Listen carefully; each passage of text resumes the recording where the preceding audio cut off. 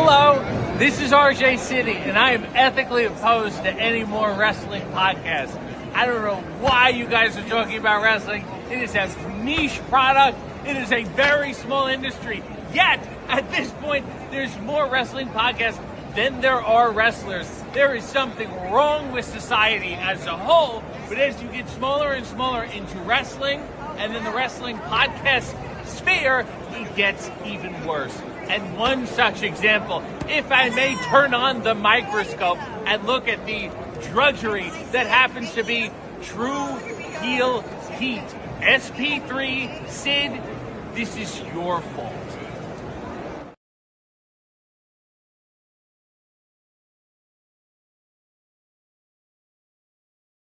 Hi, I'm the ballsy badass Shotzi Blackheart, and you're watching True Heel Heat.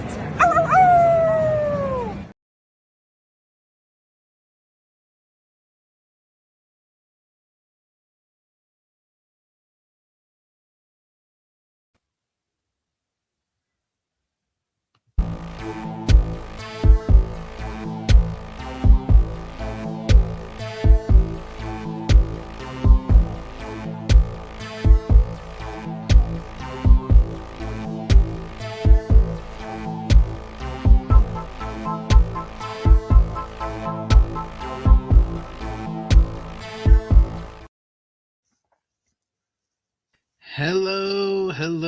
Hello. It is me, your True Hill Phenom, SP3. And no, we are not talking about wrestling. We are talking about Daredevil Born Again, Season 2. And we're back after a 2-week hiatus or 1-week hiatus because we're going to review 2 episodes today. Episode 5, The Grand Design, and Episode 6, Requiem. Because the GOAT Defender is back, baby. I hope you love the color purple because it's back on your screen. And of course, to talk all about it, I am joined by my favorite Irishman, not named Mac Murdoch, the one and only Corey Brennan of Fightful. How you doing, Corey?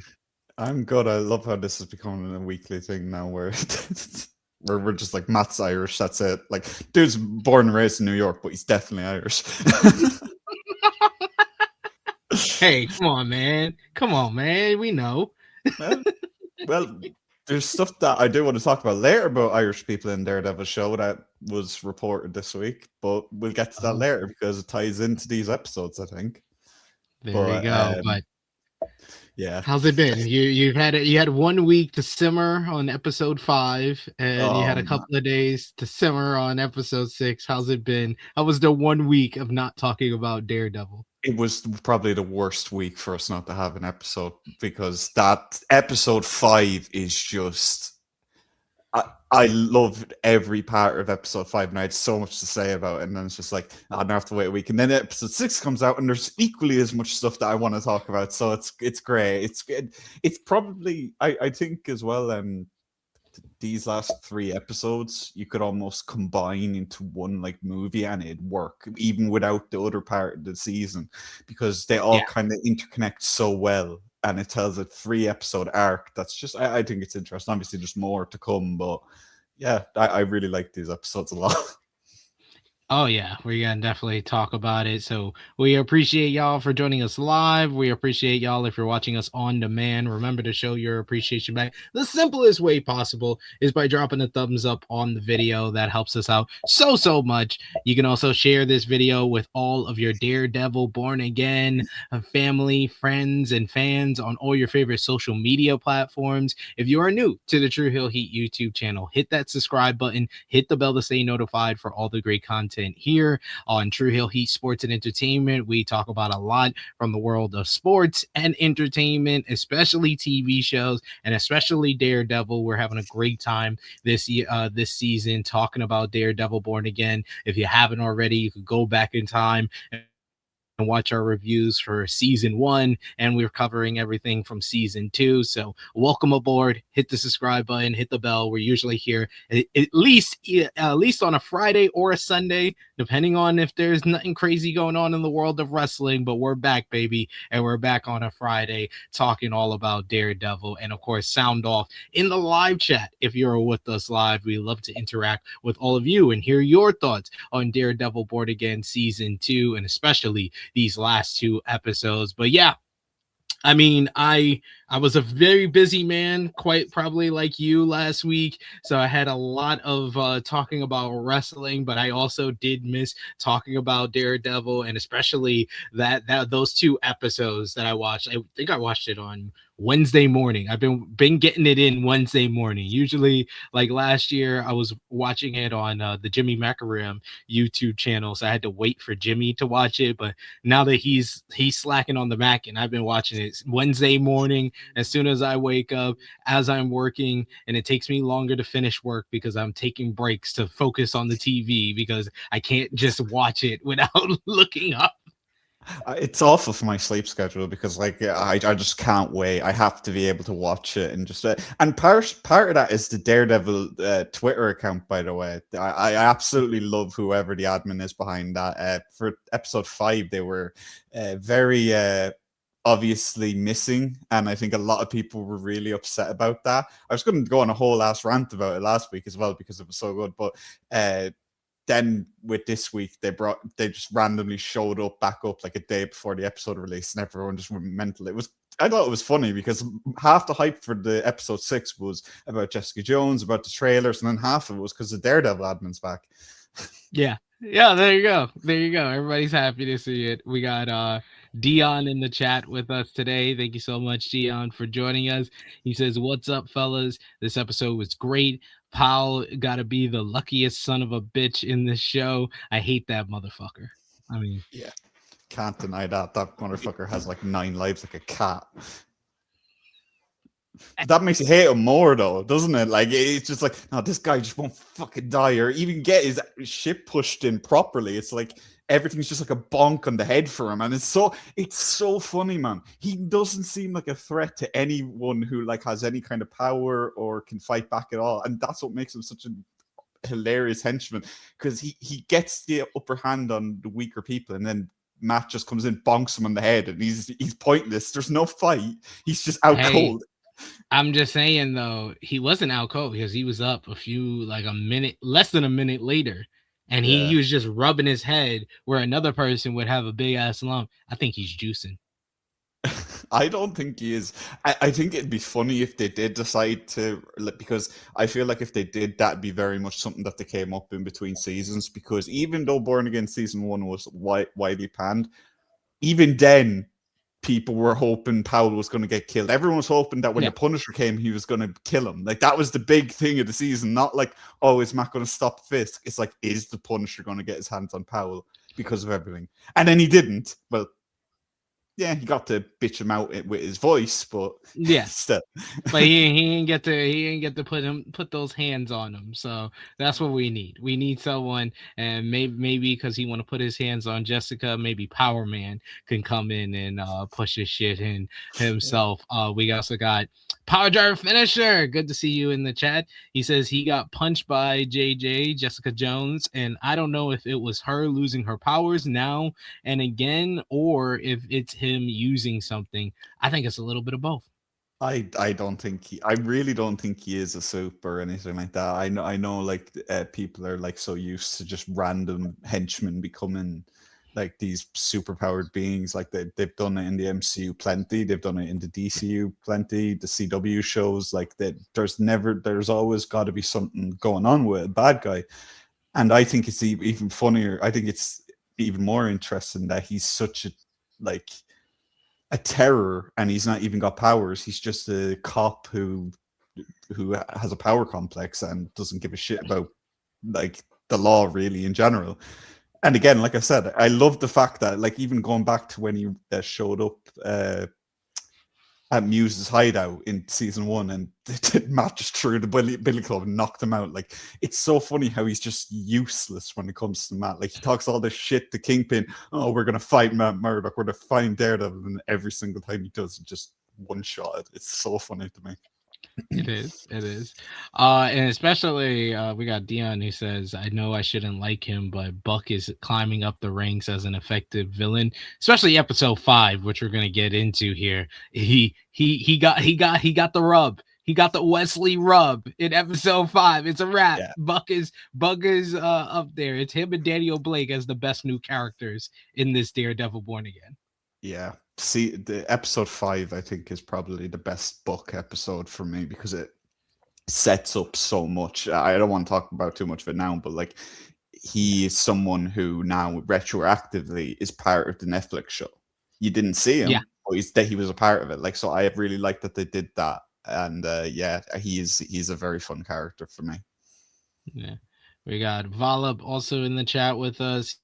He says some people are just lucky. It's been established since the comics. Dion saying, unfortunately, I think Buck is gonna old yellow Daniel by the end of the season for protecting BB.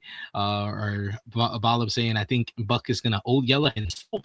Well, we'll see. We'll see what happens there. But let's get into episode 5, and I did things a little different. We got graphics for each episode, thanks to our good brother Romeo, who's behind all the graphics here and on the wrestling channel. We got an episode 5 graphic, so we're going to talk about episode 5, the grand design. This episode starts off with Vanessa at the hospital. Fist is beside himself and shocked as her life hangs in the balance. Officer Powell arrives and gives the bad news that they haven't located Daredevil or Bullseye just yet. However, Fist does give the task force unfiltered basically power to get them back no matter what. The only stipulation is that he wants them alive. And he repeats himself, I mean it, alive. Off the back of this, Powell and his goons intensify the search. You get BB, who shows up at the hospital trying to comfort Daniel, but also get information. Daniel warns her and tells her to leave. She's mostly here for herself, wanting to low down on Vanessa's condition. Eventually, he does admit that she's in critical state after BB gives him a hug. In the ward, we see Dr. Arash Maradi. He breaks the news to Fist that Vanessa is in a bad way, and he's going to do whatever he can for her, though, and he's hopeful she'll pull through. So what did you think about all these different hospital scenes?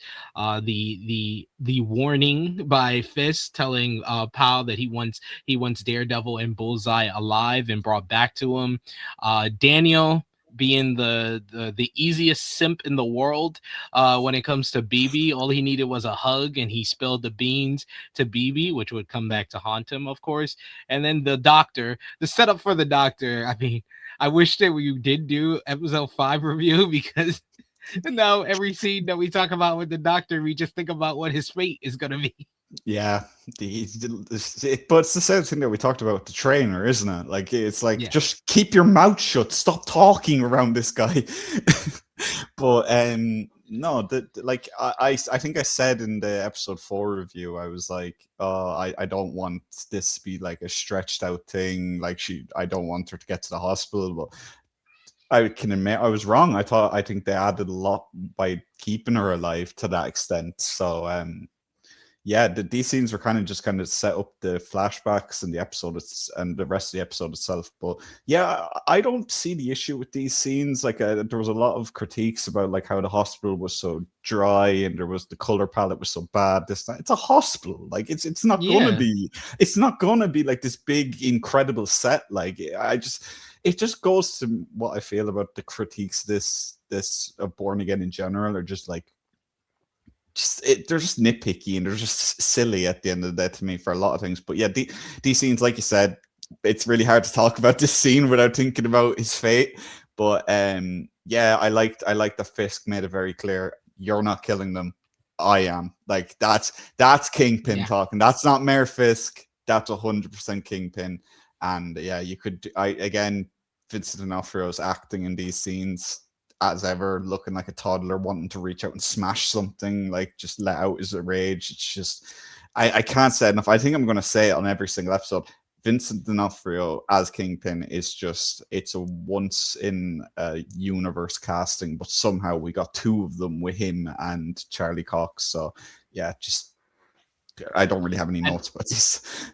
I think Vincent D'Onofrio, especially when we're going to talk about episode 6, this is an all-timer performance. This is the best villain performance, I think, in MCU history, maybe superhero film or any type of cinema or TV show. Like, this is one of the best performances ever, especially in episode 6. But here, like, you could just see the rage bubbling up, but him trying to compose himself and keep it within.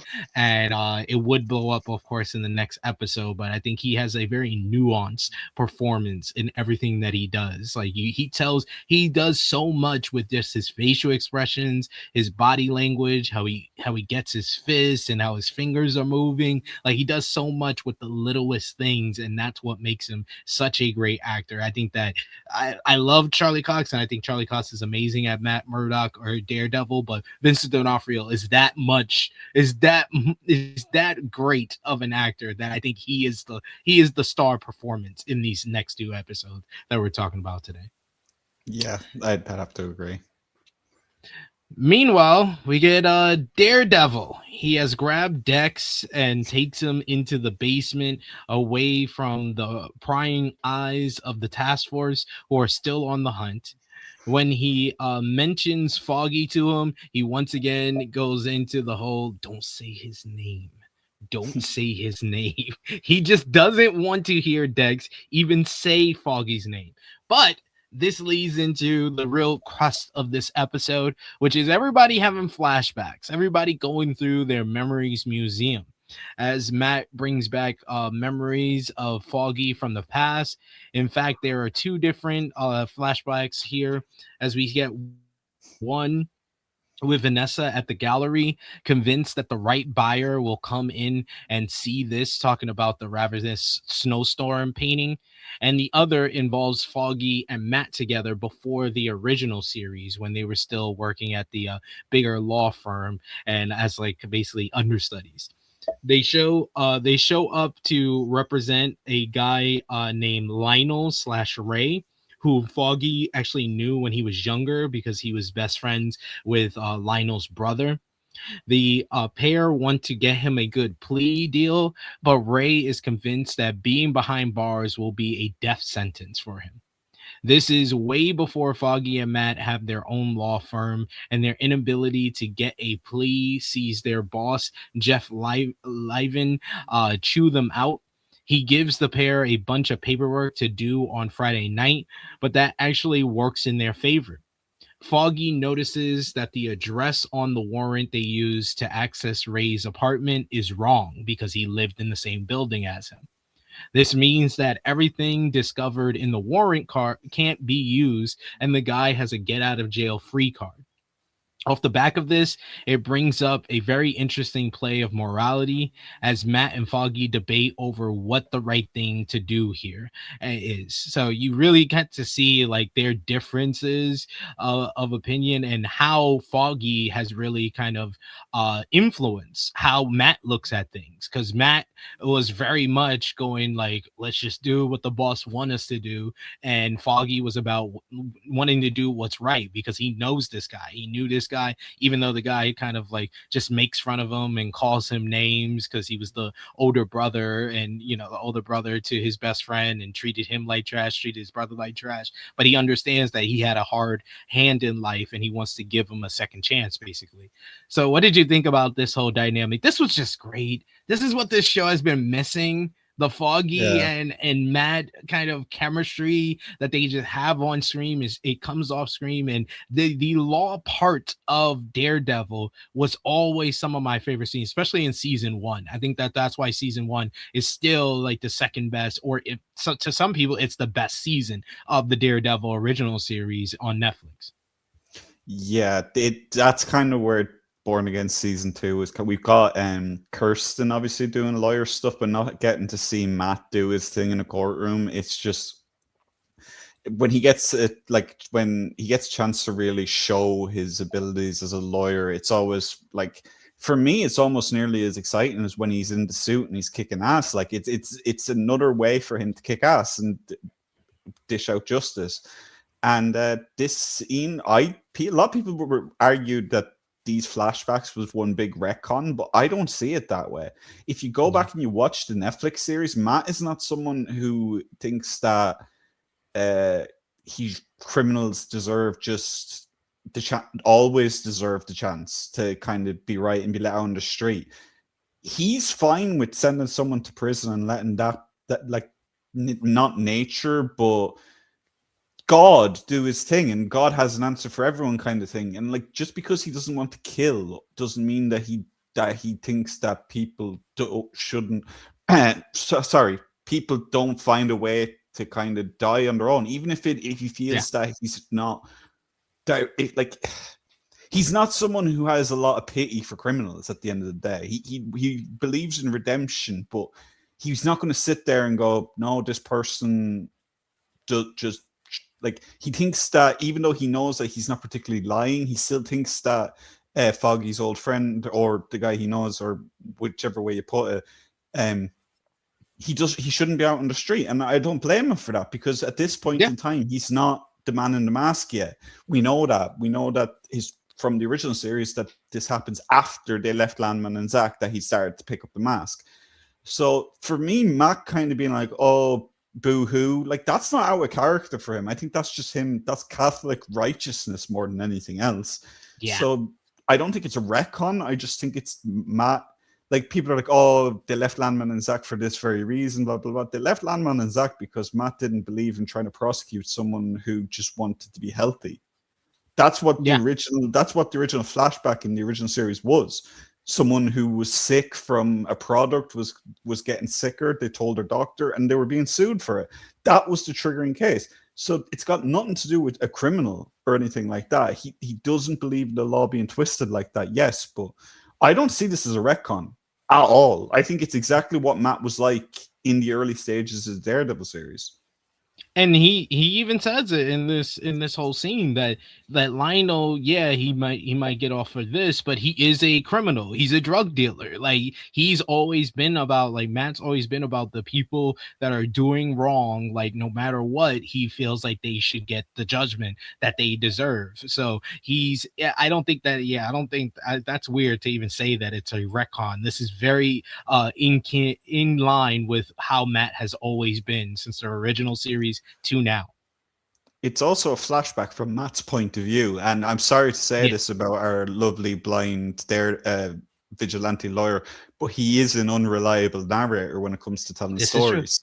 If you look back at the original series and he tells stories and you hear Foggy counter him, Foggy will counter him and say, that's not how that happened, or this is how it actually happened, or so on and so forth, because Foggy always thought Matt was lying to him after he found out he was Daredevil. So I'd say that maybe Matt's guilt is playing a part in these flashbacks, making him look a bit more aggressive, Foggy looking a bit more moral than we do see him. But either way, I don't think it's a retcon.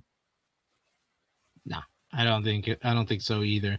Dion saying the reason I would love Fists versus Spider-Man is because he's not much of a threat to Spider-Man, but he has enough money and influence to threaten the people around him. Makes for an interesting story. That's going to be like the biggest missed opportunity if Sony never budges on letting Fists be a part of a Spider-Man movie. Yeah, but that's the thing. We see that kind of in this season. Like, we see this in episode 6, and I want to talk about that later, but we see that even with Daredevil, Fisk physically isn't really much of a big threat to him anymore. Like, Matt is so experienced now that he just can't really touch him. But because he has all this power, this influence, this money, he's a big threat. But I think that'd be an interesting story even more so, because again, we've seen that kind of in the Insomniac game as well. That just when they fought, it was kind of a bit silly. But even then, that version of Kingpin is a bit. We don't know if he's enhanced or anything, so we won't talk about that. But yeah, I agree. Yeah, Fire Finisher says, love this episode showing how Foggy was more of a kind-hearted person than Matt in the lawyer realm. And we also got Dion, who reiterates biggest mistake of the show. He was the moral center, talking about Foggy of the show. He definitely would have been on Matt's side of the episode 6 argument. Yeah, Absolutely. yeah. Yeah, He would have been like sympathetic, but Karen is more is closer to Punisher's state of mind than anything that Foggy would want or tell her to do. yeah, and I think that's kind of really where Karen is such an interesting character, because while I think she's more in line with Matt and Foggy, she definitely has those traits that Frank has as well, or at the very least, because she's a victim of she's the very first victim of Fisk that we see on screen. I think people forget that. Mhm. Like, we see it in the very first episode. So yeah, after a while, after seeing people die, after seeing her friends die, and after everything she went through before we even are introduced to her, because that flashback in season 3, yeah, I can see Karen being this way, but that does not mean that she's right or she's justified in what she's thinking. Yeah. So back in the present, we go to Vanessa's surgery seems to have gone through without a hitch, while Daniel is basically seeing that the news coverage has basically come to the hospital, and he gets like freaked out by this. Buck tries to kind of ease his mind, but he's just luring him into a false sense of security with all of this, because he asks him to go take him to get one of those hot dogs. As they drive, Buck talks about his past and how Daniel found out about it before turning the attention across to the leak that they have inside the office and making it sound like he thinks that it's him. Daniel is convinced that Buck thinks that it's him, which it is via BB, and he begins spiraling. Buck drives him out into the woods after picking up a saw and a shovel, where it turns out there's a body in the truck, and Buck wants Daniel's help to bury it. And he says, sometimes in life, it's about choices. So he asks him, saw or shovel. This was a nice little like C plot, because the main plots are the A plot with Fisk and Vanessa in the hospital, and then the B plot is Matt and Bullseye, and then this is more of the C plot. But I think it was setting things up well for what we would see in episode 6, and we're further fleshing out Buck besides of what we would see with like the flashbacks, which we'll get into a little bit here. But in the present, Buck is becoming a standout in this season. They have added so much to him, a little bit of like humor to him. You could see that he has like a kind of like a friendship forming with Daniel, and he sees a lot in him, and he wants to spare him. He wants him to live. He wants him to be a part of this whole organization, but he still has his doubts about him all at the same time. And I thought Daniel did a great performance. Michael Gandolfini, he did a excellent performance of showing that kind of like nervousness, that fear that he had in everything, but still not giving himself away at the same time. Yeah, it's I I think we've said this every episode about how good the side characters are being fleshed out compared to season 1. But I loved the hospital scene where the reporter was talking to Daniel, and Daniel's like, what the fuck kind of question is that, when he was asked if she was dead? And again, there's at least one scene in every episode he's in where you go, like I said, yep, that's his dad. That's his dad shining through. And again, yeah, Buck, that's James Gandolfini, son. And then when Buck stepped in with that reporter, is one of my favorite scenes of the season so far, comedy wise, just because fuck off. What I'm the guy telling you to fuck off. Keep up. Just excellent. Just so, like, I know he's playing a bad guy, but really, Buck as Bond, like, if Amazon isn't watching this show and not seriously considering him, I would be very surprised, because he's so silently charismatic. When he talks, his words have weight, and just in general. But like you said, the car scenes, Daniel breaking down and having like a complete and utter meltdown in the car, panicking. It's just, again, Gandolfini is so good in this role as well. Everyone wants to hate nepo babies, but every once in a while a nepo baby comes through and you're just like, yeah, I get it. He has the advantages, let him have them. I really don't mind at the end of the day because he's so goddamn good. But yeah, like you said, the choices line, just Daniel, like we were talking about who's going to be the body, who's going to be in the trunk, and I think you said that it was going to be the first mate, and I was kind of like, I don't know if they're going to go with that, but yeah, it was very clearly the first mate. So yeah, I like you said, Buck is a really hard character because objectively he's an awful person. He's an absolutely awful person, but he's so charismatic. He's so likable. He's like the anti-Powell. Him and Powell are not that far apart in terms of like scumbaggery at the end of the day. If anything, Buck might be worse because he's a killer for hire.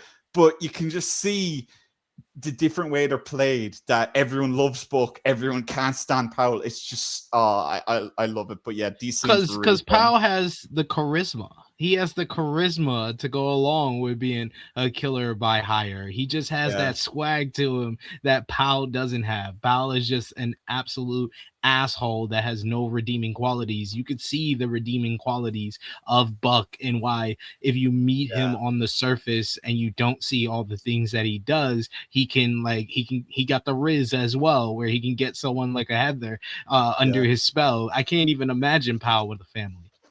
Yeah. I can see him with a family. I can't see him with a loving family.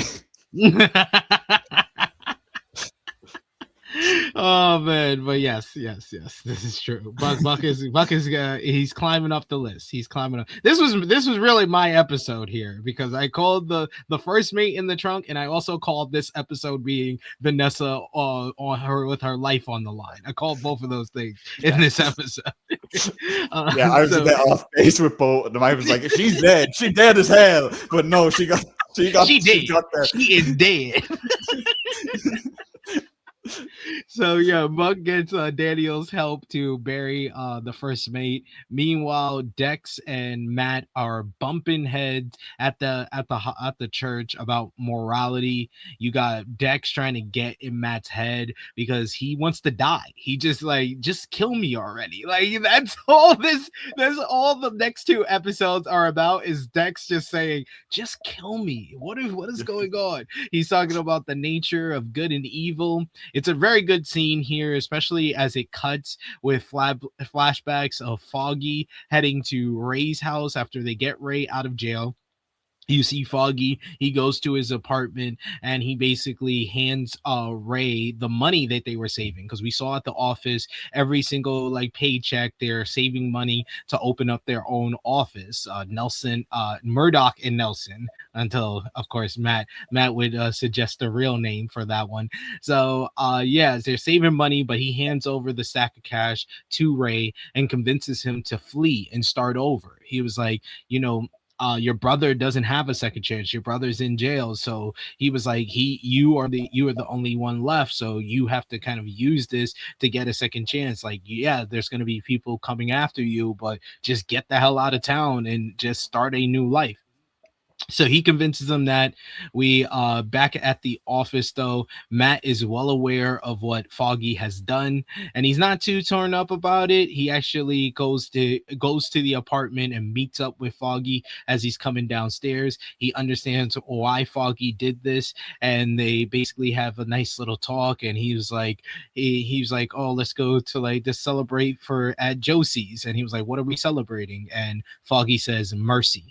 So he has this final flashback about this final conversation that they had, as Matt has basically decided that Dex is not worthy of saving. He had already left the church after the anti-vigilante task force had gotten to the church. They were at the door with the priest and trying to get in and saying, we don't need any warrants or anything. He was like, we could just go in here and do what we have to do. And he was going to leave Dex to basically die in there. But then Matt returns after the flashback of hearing the Mercy, and he has Mercy on Dex. He offers a hand and Dex takes it. So after we see it kind of going back and forth between Foggy and Matt going out for drinks, and back in the present we see Matt conflicted, and he picks up the injured Bullseye, protecting him as they flee together.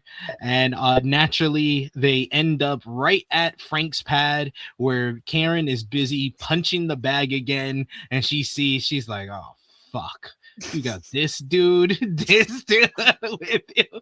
What did you think? I thought this was really well done, really well edited, between the flashback and why it related to everything going on, because you could have like on the surface be like, okay, why is he flashing back to this? But the payoff of it, of him having mercy on someone that he hated, someone that took his best friend, his brother, away from him like that, and still having mercy on him despite everything that he's done. I thought this was so well done, and it made the flashbacks have a purpose in this episode.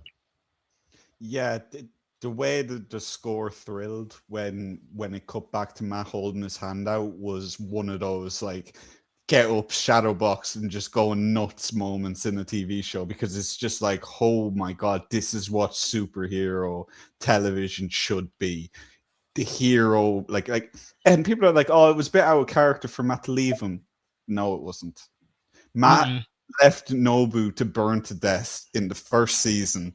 He was perfectly fine with that. But Matt has Matt's code isn't as simple as people like to make out it is. And I think that's a bit the problem with people. People see it as black and white. Either he doesn't kill or he has to save every life or so forth.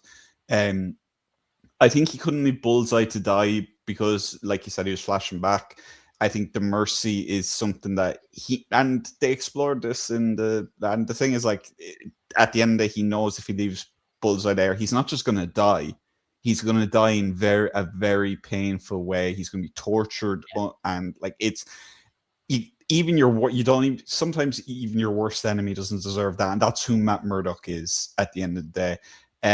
But I do want to go back to Powell turning up at the door of the church, just the delivery of "Hello, Father.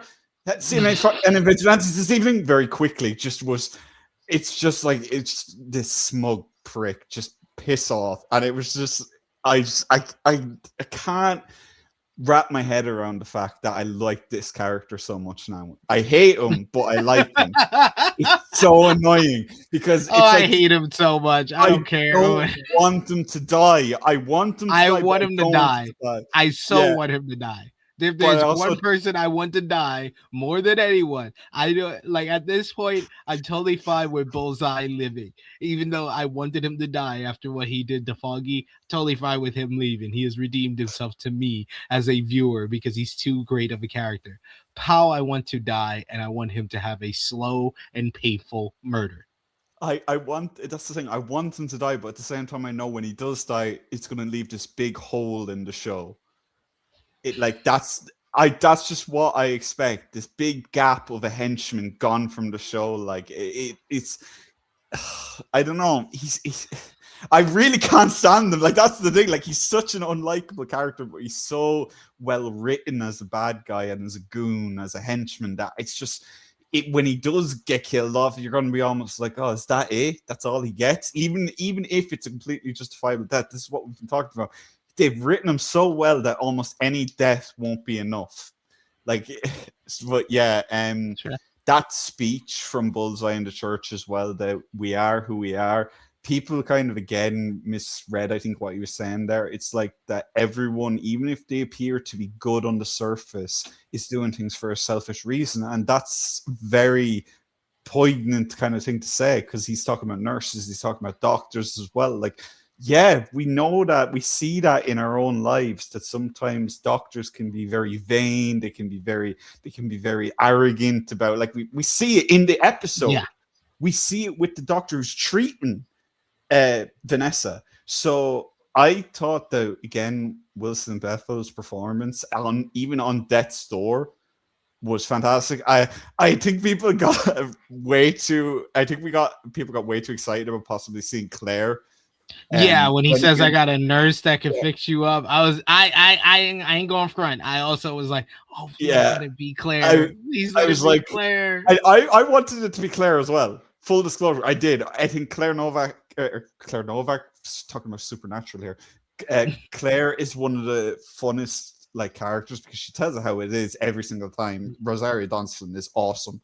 So would have liked to see it, but I kind of was like, yeah, I kind of, because I know this is going to be Angela's aunt is going to be the one because they mentioned it in the episode before. So yeah, just I couldn't get over the score thrilling though when Matt reached the sound out. Like that is comic book media perfection. I don't care what you say. That scene in a vacuum is one of the best scenes in my opinion in Marvel, in MCU, because it's just exactly what a hero should be. Even to extend a hand even to your worst enemy, that's a superhero. Yeah. That's a superhero for you. Yeah. Yep. I was like, this was so well done. So great payoff for everything that they did there. It was great stuff. Great stuff overall with that scene and all the scenes. The just the back and forth between Dex and Matt throughout this episode was so well done. And Dex just being kind of just comfortable with he's like he understands his fate and he's like, I want to die. I'm good. I killed her. I'm good now. The debt is paid. I did what I had to do. I killed one of the fists. Now I can die a happy and peaceful man. And Matt just being like, nope, you're not gonna die. You're not gonna die.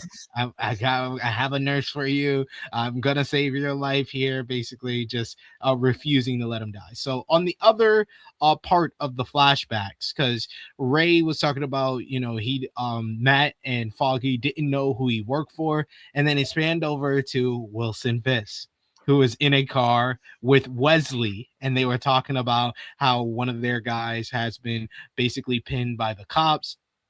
And if he gets into prison, they'll have someone take care of him. They also talked about basically getting crypto. This had to be like 2014, so they were talking about getting crypto and making new investments.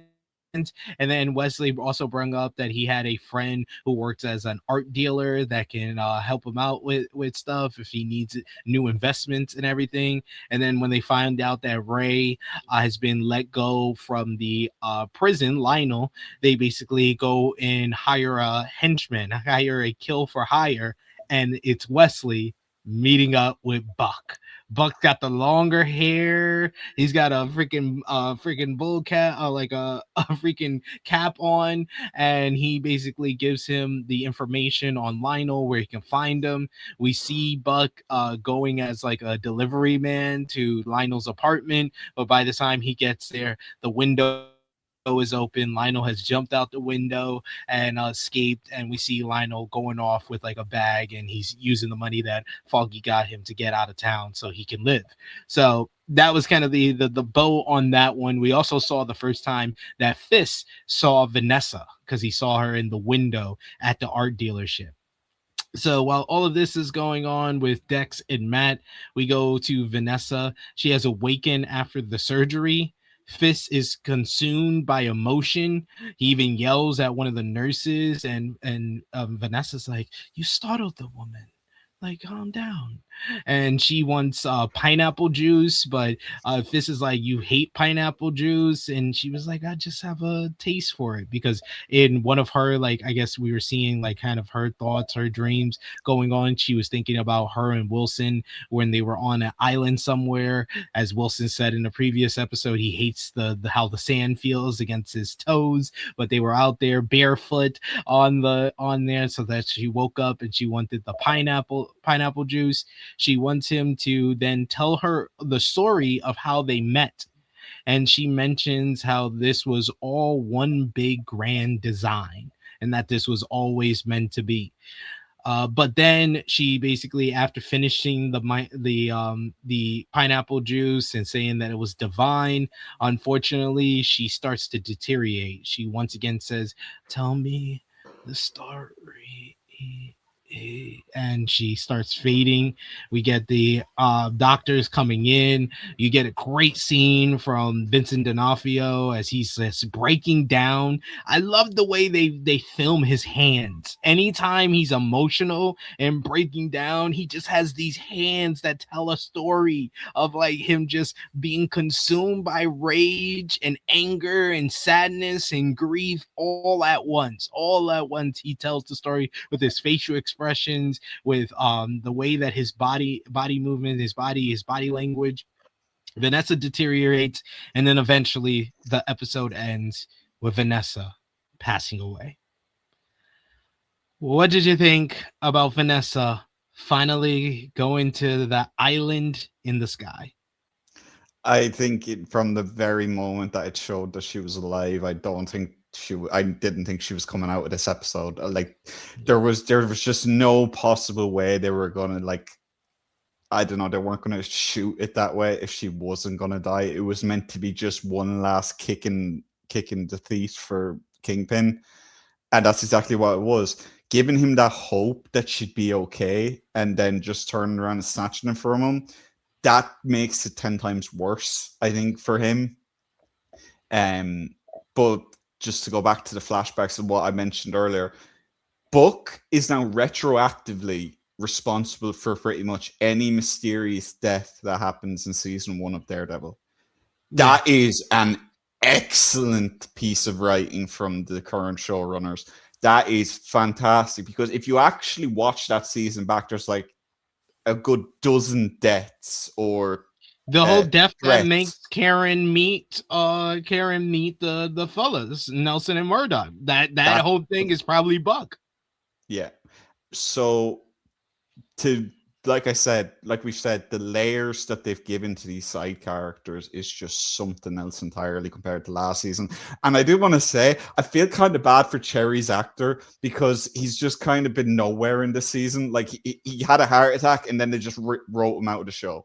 Like, I feel bad for the actor, not so much for the character, because again, I don't think anyone liked Cherry, but it's because they did a bad retcon to make us believe that he's always been friends with Foggy and Matt. Yeah, and so, like this again, like Vanessa's death in general, I think is going to really, like, we saw it in episode 6. Like this version of Kingpin is just he can barely speak. He can barely talk. He can barely, like, when you see him, like even in season 1 before he meets Vanessa, he's well spoken. When he's talking about business, he can speak very well. You still see the hands going and stuff like that. But yeah, this is gonna. I think this is why in the next episode you see the rage. But I think in the last 2 episodes of this season, I'm very worried for anyone who really crosses them, because it's not going to be pretty. Oh no, it is not. It is definitely not. And yeah, I think that this was a great performance by Vincent D'Onofrio, but the next episode is even better. Episode is even better. We got Dion who says Ray Nadeem has been avenged. Justice for Ray. Justice for Nadeem. We also got him saying McDuffie, Kristen, hasn't been in the show much either. Well, she wasn't barely in season 1 either. I think that the reason why Corey's bringing up Cherry specifically is because Cherry was kind of like Matt's closest confidant in season 1. But because now Karen's back, he's got these people that, he's working with in like fighting the crime, whether it be swordsman or Jessica, even a white tiger, Angela. She's getting more screen time than Cherry at this point. So yeah, I understand. I think Kirsten's kind of been in it just enough. I think she'd probably be in it more in the last 2 episodes, and then season 3 I think should probably be pretty important as well. But no, I think they've used Kirsten fine. They just haven't had much opportunity to use her, because they showed in the swordsman trial that there's not really much point in doing these legal scenes that much because it's all a hung court anyway. So Yeah. I think they've written her pretty well, because when she sees Daredevil in the office, I think that's one of the funniest scenes of the season, where she's like, I'm really drunk right now. Like, I think the actress is really great. I do want to see her more. I don't think that's kind of the same as Cherry, because Kirsten, I don't think really had many people who didn't like her. They just thought she could have been given a bit more layers to why Matt's trusts her so much. But they kind of showed us this season, because she's been loyal to Matt no matter what. Like, so yeah. And this is a good shout here by Greg Cherry. They have sowed that seed with Kristen going to be the reason Cole North turns good. There's seeds there because of what Cole North sees in this next episode we're going to talk about. I think the person he will tell it to is probably Kristen. Yeah, I think that's definitely possible. But Cole North's character is something that I can't wait to talk about, because I think they've finally kind of started to really realize, okay, we have something here. Yeah. So that was episode 5 of season 2, The Grand Design. Y'all know what time it is. It is time to give our rating for this episode. Let us know in the live chat. Let us know in the comments down below who was your MVP for episode 5, your LVP, your moment of the episode. Did you give it a thumbs up, thumbs down, thumbs in the middle? And out of 10, what did you give episode 5, The Grand Design? For me and Corey, for episode 5 of season 2 of Daredevil Born Again, in 3, 2, 1. Very obviously a thumbs up from both of us. What did you give it out of 10, Corey? I'd give it probably an 8.5. Again, like, it's really hard this season because again, like we were told over and over again by the reviewers, it gets better and better and better and better, and I feel like, again, it's still doing that, but I don't think it's as big of a jump as obviously it was from episode 3 to episode 4 per se. But it's still, I think there's still a lot to be developed with this season. The thing is, both of these episodes we're talking about today, people called filler episodes. No, they're not. Not even close. Not even close to filler. I think the reason that this one got called a filler episode because there's not as much action, but people need to realize not every episode is going to be jam-packed with the action scene. And you got so much in episode 4, you needed a come-down episode. So I understand why they went in this direction with this episode. I think this could have been an episode, or these two could have been released on the same week to avoid that kind of feeling. They could have done that, but at the end there, I wasn't too mad about having to wait, because again, it built up hype. Everyone knew this was the episode that Jessica Jones was going to be in. So yeah, I can see them leaving it and wanting people to wait for that kind of episode. But yeah, I think I'd definitely give it an 8.5, maybe an 8. But I don't know. I don't think I could go higher or lower with it. Yeah, I think I would go also with an 8.5. 8.5 out of 10 for me. MVP for this episode, I'm gonna give it's between, for me, Foggy and Buck. Yeah. I'm gonna give it to Foggy. Yeah. Foggy, man. It made me miss him so much. So I gotta give it to Foggy. I'm of the belief that one way or another, I'm still gonna watch the show. I love the show. I love the cast. I love the writing. I don't have any issues with this show per se. I don't have a big issue with the decision to kill off Foggy per se. But this episode really does make you forget, or not make you forget, remember how good the dynamic between him and Matt is. And that dynamic is before Matt becomes Daredevil, or Foggy gets the confidence he had in the 3rd season of Daredevil. But yeah, I really, really do think that if they can adapt the secret life of Foggy Nelson in some way, they would earn a lot of goodwill. After this episode, you have to do something after this episode, because it just proved how integral Foggy is to Matt as Daredevil. Because without Foggy, Matt would have left Bullseye to die. He would have left him there. He was ready and waiting to. So yeah, And one thing I do want to mention, sorry, I just remembered I wanted to talk about earlier, but I forgot. The callback of Matt having to carry Bullseye out of the same room that Karen had to carry Matt out of because of Bullseye in season 3. Great writing. Chef's kiss, just absolutely fantastic, and just I can't. I agree with you. I can't. There's no real other option but Book or Foggy in this episode for MVP. Yeah. So LVP for the episode, who you giving it to? I don't want to really give it to Vanessa because I feel like that's obvious. I think I'm going to give it to Daniel because Daniel just goes through so much in this episode, like psychologically. Like the scene with BB, then you've got Book just terrifying him, like absolutely making him want to piss his pants with fear.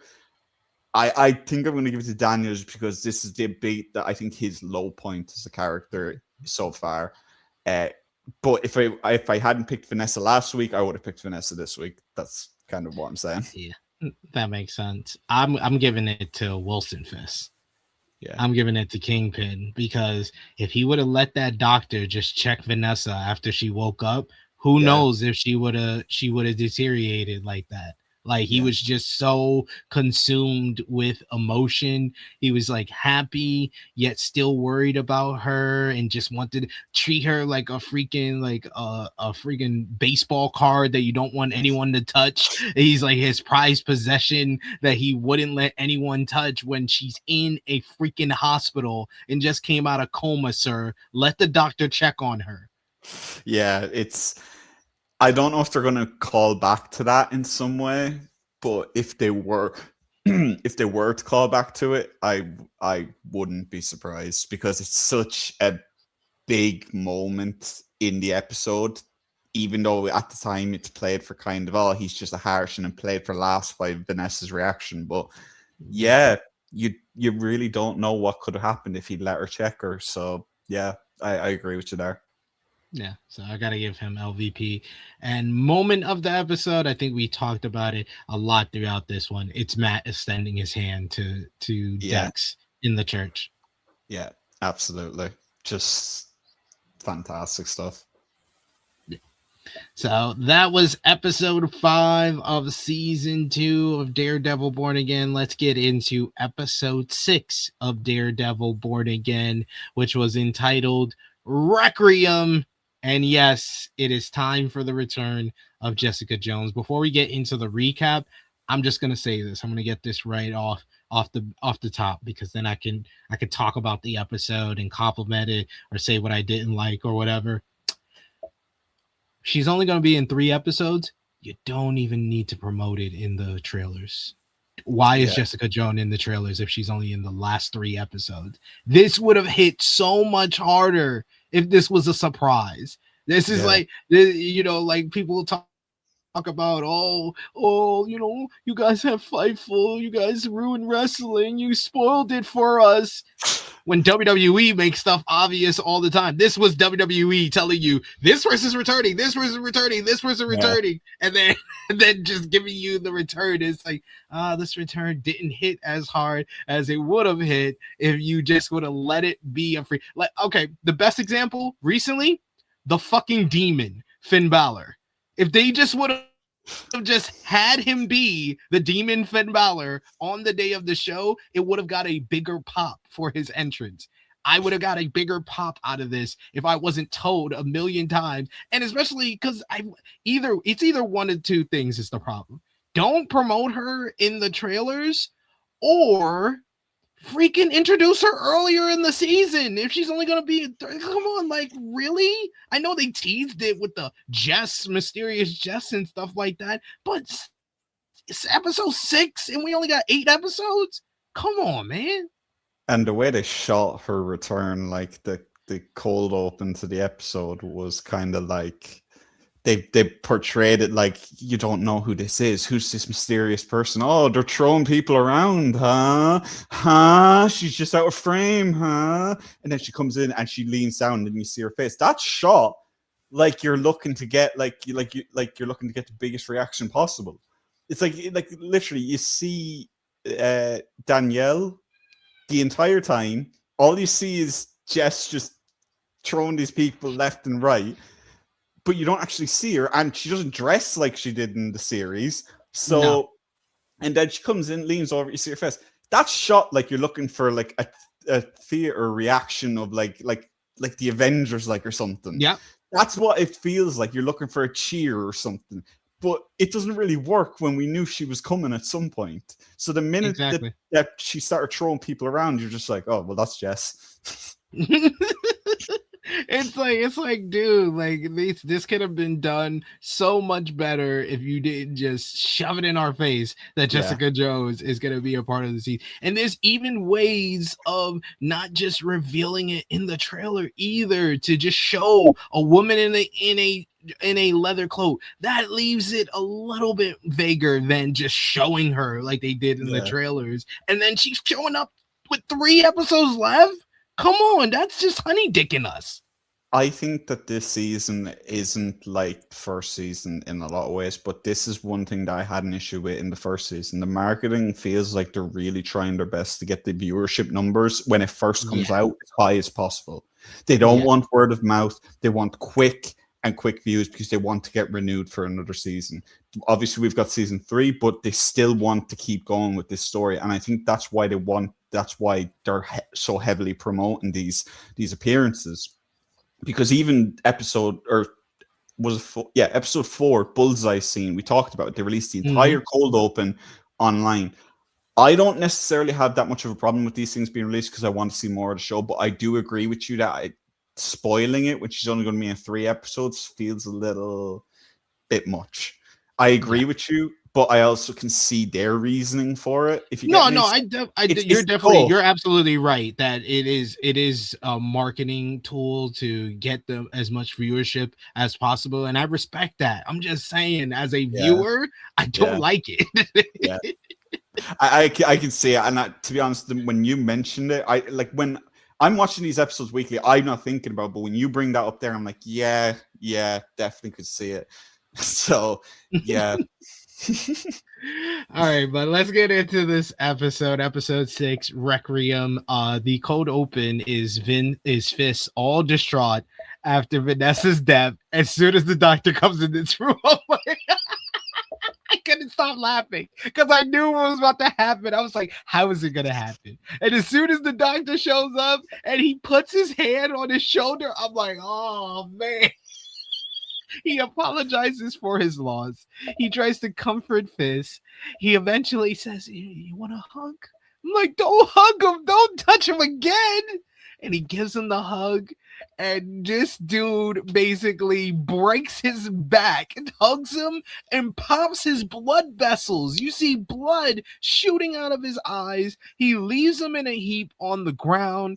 You got Buck, who takes care of this mess, and it leads to Fist attending Vanessa's funeral, I guess a couple of days later.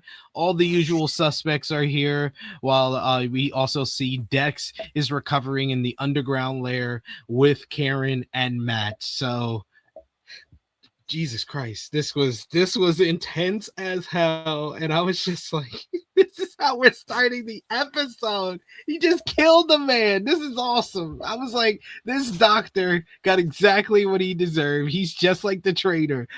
Him and the traitor might be the big LVPs of the whole entire season. The doctor and the traitor. I think Charles Darwin loves Wilson Fisk. That's my opinion, because people tend to just be like the stupidest people imaginable around him. Like, if you look through the series, the amount of people that have died or gotten their ass beat because they literally just didn't have tact when it comes to dealing with a guy who's called Kingpin and who is freaking the size of a bear. And they decide to rage bait this guy for no apparent reason, basically.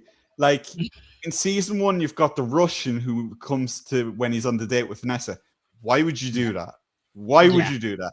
You have obviously Karen outright telling him in season 3 that she killed Wesley. Why would you do that? Obviously, you want to raise him into a reaction. They explained that, but still, season 1 of Born Again, Gallo. Why would you go into that meeting thinking that anything other than you were going to die? The trainer. Why would you rage bait this guy? The doctor. Run! He's going to blame you. Hello. But yeah, man. Charles Darwin leans forward like Leo DiCaprio in Once Upon a Time in Hollywood and points at the screen when he sees Fisk being rage baited. Oh, Barter Finisher said, "Oh man, I hugged my toy doctor too hard. Mom, I want a new one." Dion said, Fisk killed a lot of people by killing that doctor that could have performed life-saving surgery.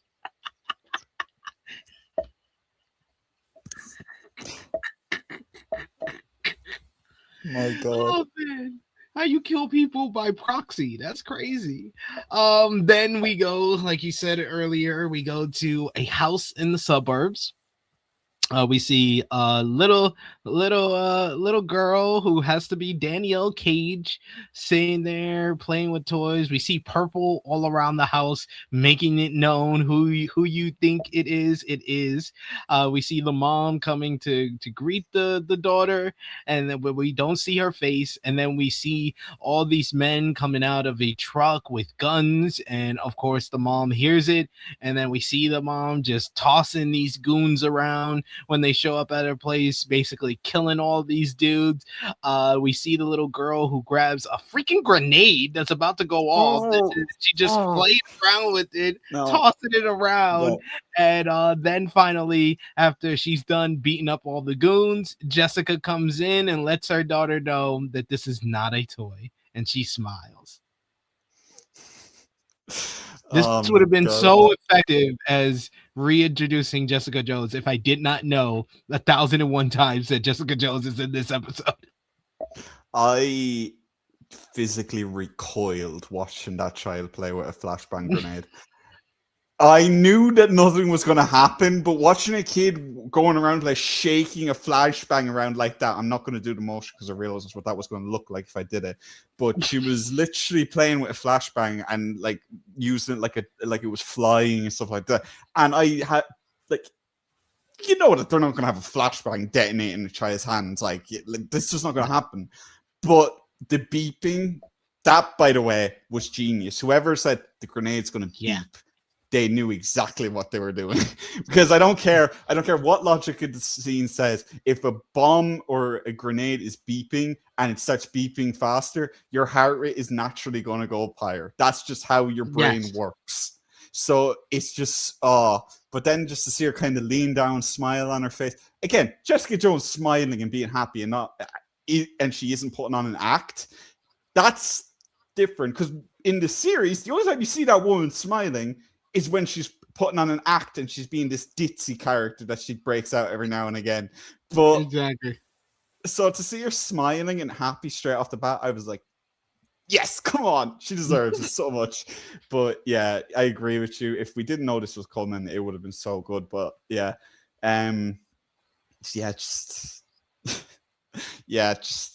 It was a great scene, and I was so happy to see her back. I watched the whole series. Originally, I only watched the first season of the show when it came out. I never watched season 2. You should have just stuck at that. Yeah. I watched season 2 and 3. But season 1, I say to everybody, it's up there. It's right there with season 1 of Daredevil and season 3 of Daredevil. Those are the top 3 seasons of the Marvel Netflix all the Defenders universe. I think you could throw Luke Cage season 1 up there as well, but first 6 episodes. We won't talk about Iron Fist. We won't talk about Iron Fist. No. Iron Fist is not in this discussion, but I still say the back half of season 1 of Luke Cage is not so good when Diamondback becomes the main villain. But the first 6 episodes with Cottonmouth as the main villain, that's peak. That's peak right there. That's peak right there. Definitely. We get the current rumblings in the city from Angela is that there's going to be a vigil at City Hall, but the mood is mixed to say the least. Many are angry and want to hit back. Karen explains that they've got the Red Hook testimony that they'll be released soon, and their resistance is growing every day. However, there's still the Bullseye situation to contend with. For now, he's in the clear, given that he's just a hired hitman for Vanessa, but Karen is seeing red and wants to get revenge. Matt, though, is quick to bring up how vengeance is injustice. So we see that kind of mixed reaction from them. They also get a call from Jess that she wants to meet up, and she gives Matt an address to meet up with them. We get this nice little moment where it sounds like Karen wants to say "I love you," but they're very tense on this whole Bullseye situation. So she says "Hey," and then she doesn't say anything. And Matt's like, you could see Matt's like waiting for her to say "I love you," but then he just walks out. I did like how they played that scene out. What did you think? I think that scene is why Karen needs to be in the show. Why Karen is such an important character in the show. I said it earlier. She's more. I think she really is in her heart. She's more like Matt and Foggy, but there is that part of her, that dark part of her that's there that she's constantly, and that's the theme of the characters in the show. Everyone has a dark side. Even Matt has that dark side that enjoys beating the crap out of criminals. That's what they've talked about before.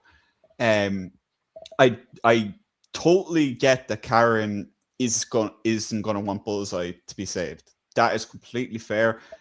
My problem, and I said this to you last night, is the goddamn shippers. Stop acting like Matt Murdock is abusive because he doesn't want Karen to kill someone in cold blood. Stop it. It's stupid. It would be more abusive for him to let her murder someone who's restrained in cold blood and let her deal with that when she says that Wesley's death took a toll on her 7 years later. Stop it. Like, just, oh man, it's so annoying. It's like, oh, Frank would have let her do it. No, Frank would have been the psychotic bastard he is, took the gun from her and shot him himself because he's crazy. Just, oh, like, I'll talk about that more in a bit, but again, I enjoyed that little kind of silent goodbye moment a bit as well, because yeah, they're not going to, either of them are going to be in the mood to say I love you, but I think with Matt, it adds an extra layer because Matt can hear her heartbeat, he can hear exactly how she's breathing, he knows that what she wants to say. So I like that, and I think Karen knows that as well, that Matt knows. So I like that they still left on a somewhat level playing field. They didn't say the words, but I think that little look before they went was them kind of going like, yeah, we may be mad at each other, but we love each other. Yeah. I love this. Dion saying, man, I hated Trish Walker. I mean, the last 2 seasons of Jessica Jones made you really, really, really hate Trish Walker. Because they were setting her up to be the primary antagonist of the last episode. To be Hellcat. Yeah, which was a bad call because the season 2 really suffered from that because they didn't have an actual villain. Yes. That's why season 2 fails. I think you go from having the best villain in the MCU, because I still think I love Kingpin, I love Vincent D'Onofrio, but David Tennant's Kilgrave is, oh my god, magic. Yes. Magic. And his chemistry with Christian Ritter, magic. Luke Cage in the background of that season, being indirectly Kilgrave's henchman at one point, magic. Trish Walker having the abilities of a cat versus Jess, who could throw her through a wall if she really wanted to, not very entertaining.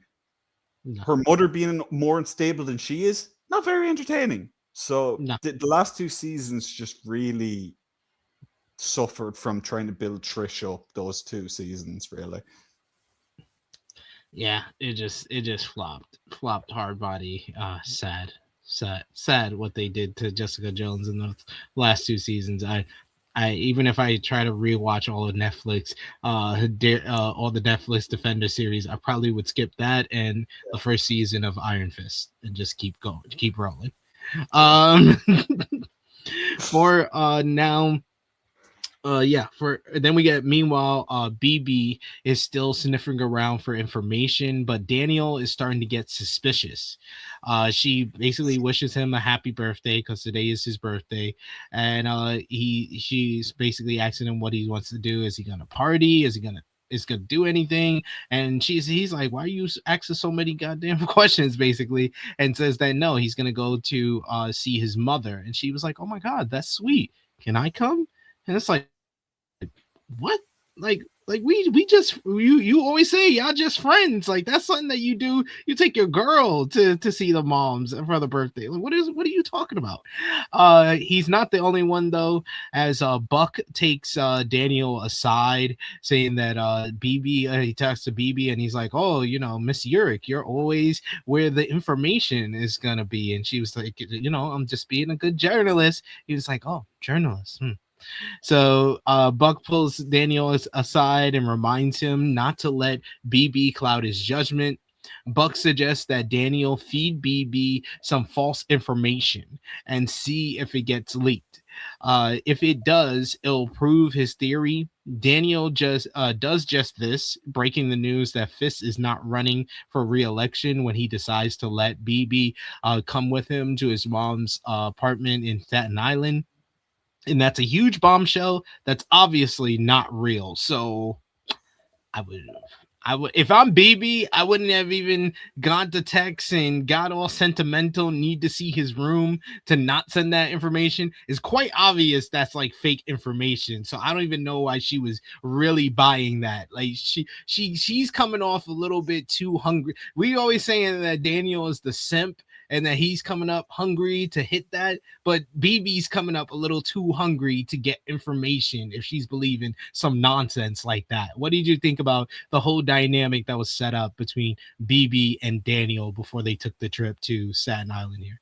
I don't really blame BB for taking the bait, because the man just lost his wife. Like, in a normal political world, that's realistic. Like, I can see someone losing their wife and not wanting to run again because they feel like they can't do it without them.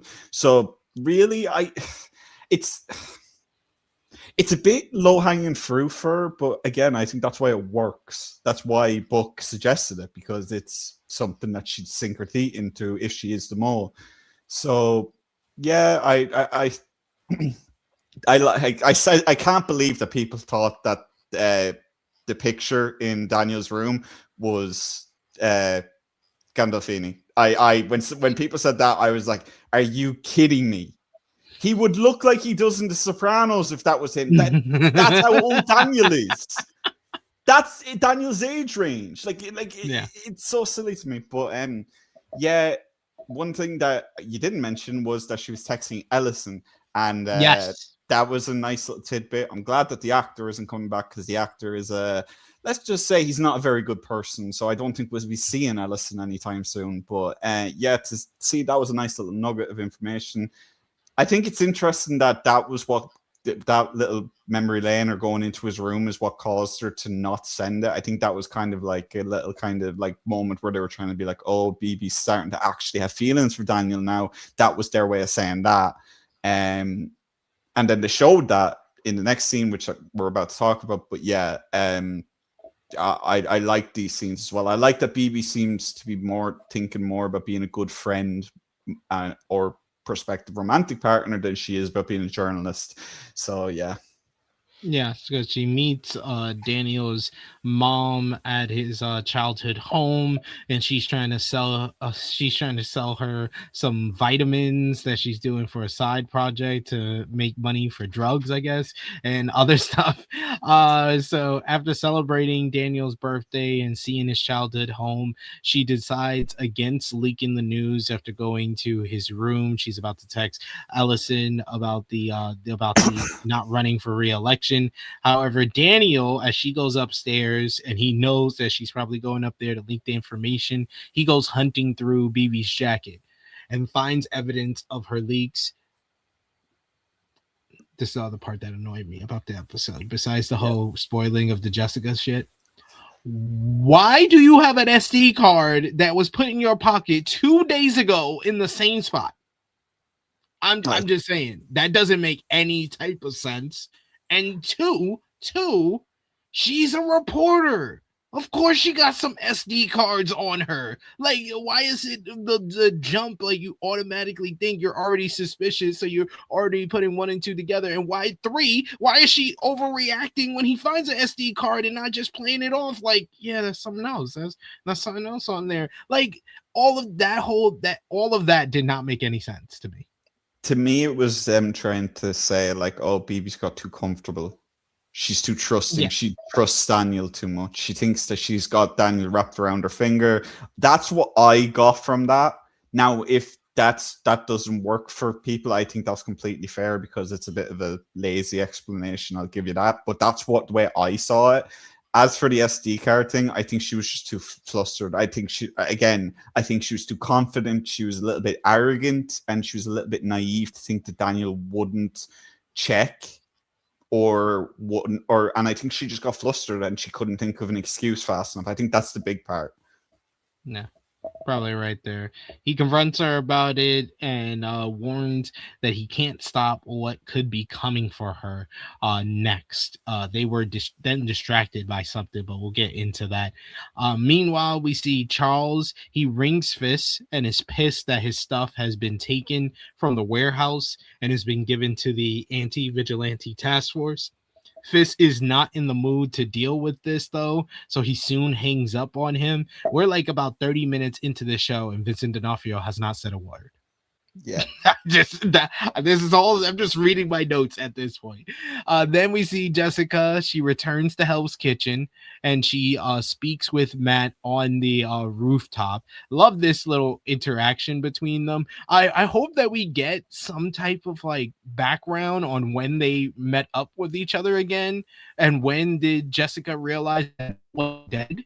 Like I don't know about you, but I kind of need that kind of middle ground of like finding out how they reconnected with one another. So they have a nice little conversation on the rooftop. Matt's even asking about how Danielle is doing. He also brings up that it sounds like Jessica has broken ribs and that she's breathing funny.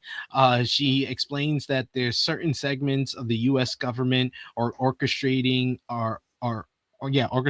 the task force, and she figures out that Charles is at the center of all of this, and that they are looking that there's the U.S. government is looking for people like them, and that some of these people have been working with Mr. Charles in the U.S. government, and some people that she knows. She says she said no, but some people that she knows didn't. The pair overlook the shipment of guns initially meant for Charles being moved into a secluded warehouse by Fist, and they decide to get involved. They make short work of all of this, as it's very funny how they even walk into this place. You got Jessica, who's like the Kool-Aid man. She barges through a wall of the warehouse. Meanwhile, Matt just walks through the door. And they say, "Oh no." They say, "Oh no, it's Daredevil," and it's almost like Jessica is pissed off. They don't know her. She punches this box and then she tosses it at their head. Get this great action scene as they just go to work on these officers. You got Matt, who's using his agility to like fly around and using the billy clubs and everything. You got Jessica, who's just used brunt force and her strength to just throw things at the guys. She's using like a door as like a baseball bat and knocking the crap out these guys. That great scene where Matt is punching somebody while Jessica lays in a kick. We then see Powell, he grabs Jessica, and Jessica punches him in the face. But I guess at that time, because she was talking to Matt, that her abilities seemed to like come and go when they were on the rooftop. So it seems that this was a moment where her abilities weren't there and she didn't have her super strength, because you get Powell, who basically no sells this and headbutts her and lays her out, and he says, "I'm gonna like this." And then Matt just bumps him in the back of the head with a bazooka, and then they get the hell up out of there as the place blows up, as the officers are able to escape in the nick of time, as they leave this whole place in a fury inferno. This was probably the peak action wise of the whole episode here. I just love the interaction between Matt and Jessica. It very much reminded me of my favorite parts of the early episodes of The Defenders, is the whole dynamic between Matt and Jessica. As soon as he walks in to the interrogation room and says that he's her lawyer, like their whole dynamic starts from there, and it just continued here. But now you could see that they are actually friends now, and they actually talk to each other like they're close confidants at this point. Like I said, I just want the loop. I just want to find out how she found out that he was still alive. Was it last season? Was it years earlier? Like what happened to her during the snap? There's like, you can have a whole other series just giving us the in between when the Netflix series ends to when Born Again starts. That could be its whole other series when all of this is over. But yeah, I just I liked all of this with Jessica and Matt. That was probably my most enjoyment of this episode. What did you think? Everything from the moment that they get to that rooftop is just so fun to me. Like Matt just very much seeming like he's a part of Jessica's life, that he knows a lot about Danielle. He sounds like he's met her and knows Danielle as well, which is interesting to me. I think it's interesting that you mentioned when they met, she found out. I think they would have found out just before the events of Infinity War, because that's when the season 3s of the show take place. So yeah. when Matt comes back at the end of the season, when Brett outright says that's the real Daredevil, I think that's when Jess found out. I don't think she would have found out until then, because if she heard that a guy in a Daredevil suit was killing people, she probably would have been like, what happened? Did the Hand get a hold of him and resuscitate him? Like, what happened to Elektra?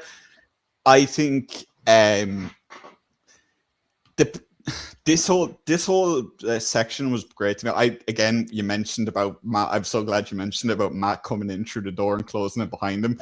It's such a funny like juxtaposition, because she literally throws a dude through a wall, walks through it, turns to the side, like does the big dramatic like hair flip, look to the side, and Matt's just like, I'm here now. Like it's like he's late. It's like he's late or something, honestly. But just, yeah, like you said, the scream of "It's Daredevil" was so funny to me. And I agree with you. I think Jessica would have been like, really? You kidding me? But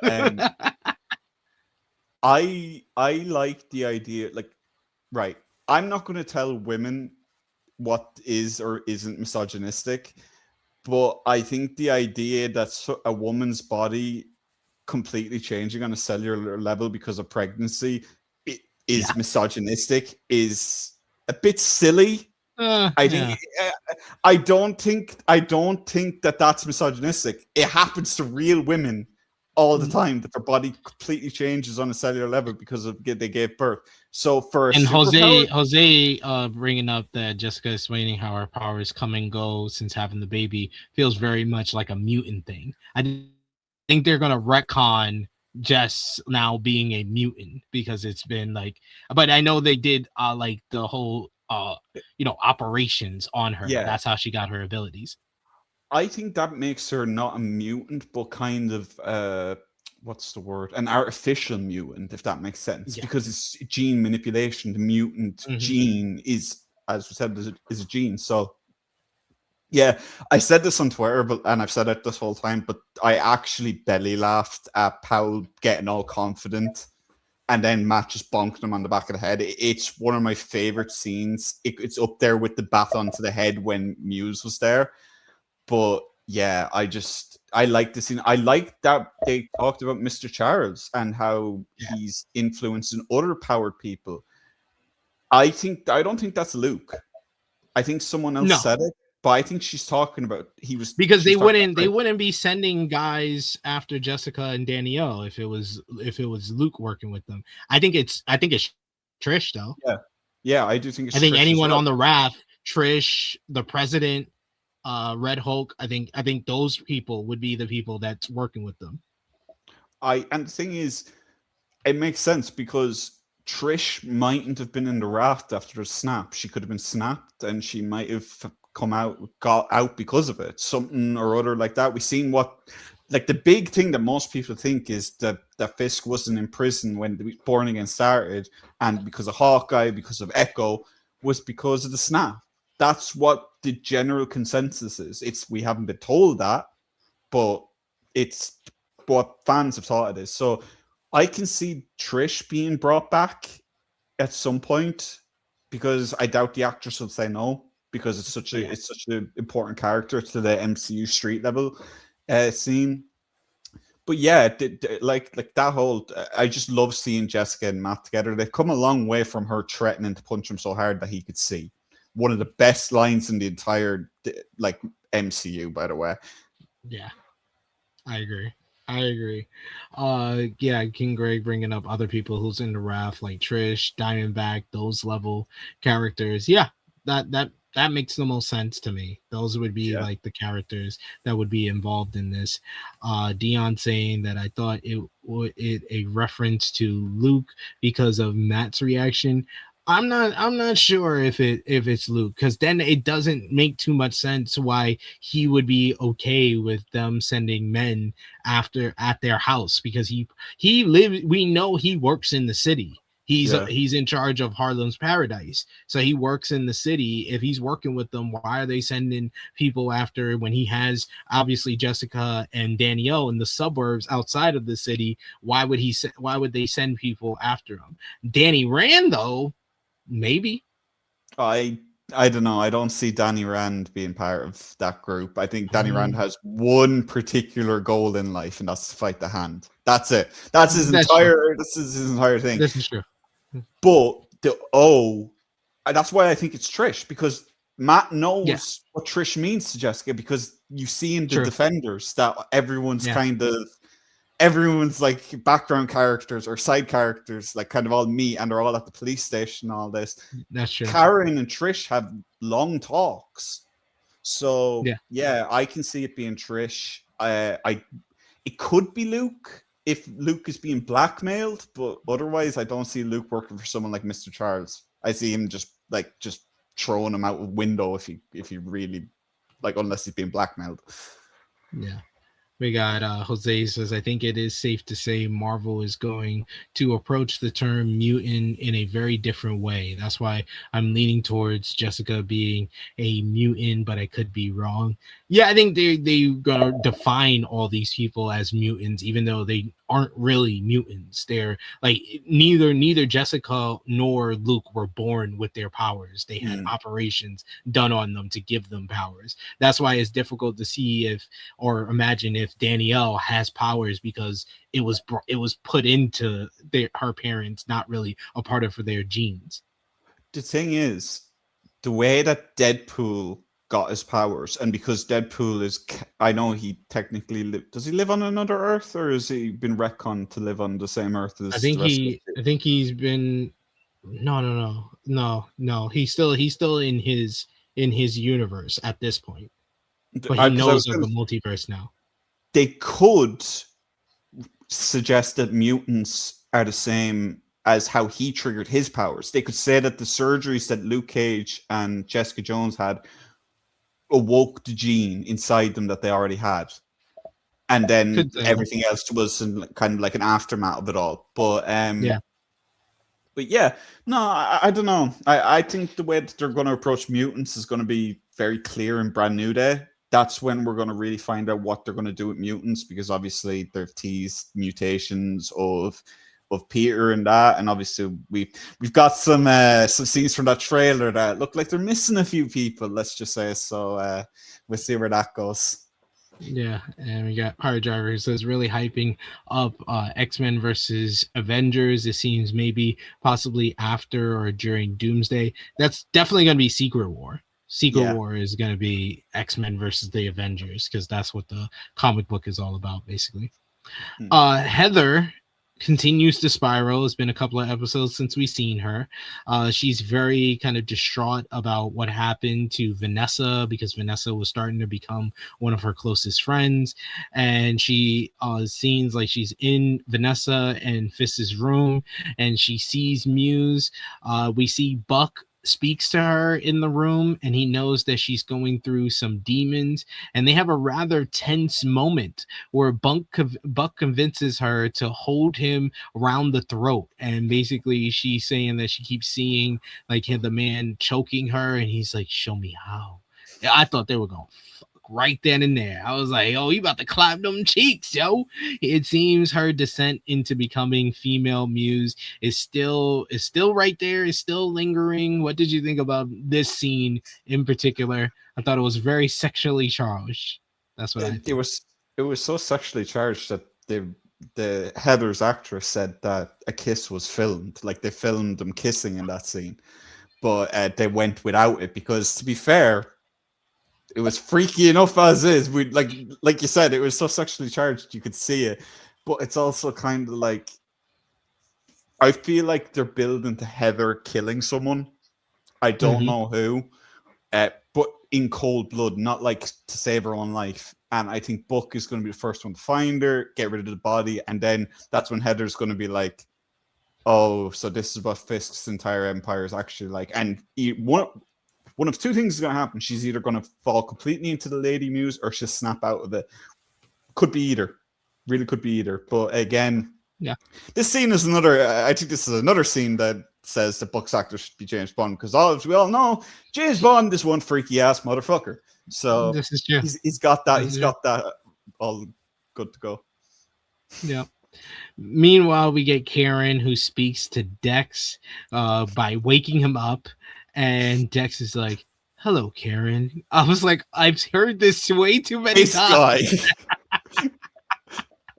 This guy. So he basically is just still looking to die. And she starts pointing her gun at him. And he's like, oh, thank you. Thank you. I've been waiting for this. And she's going through emotions. She sees the first time she saw Foggy. She also goes back to their last scene together in season 3 when he shows them the Nelson, Murdoch, and Page sign. And then the last moments that she had with him before he died.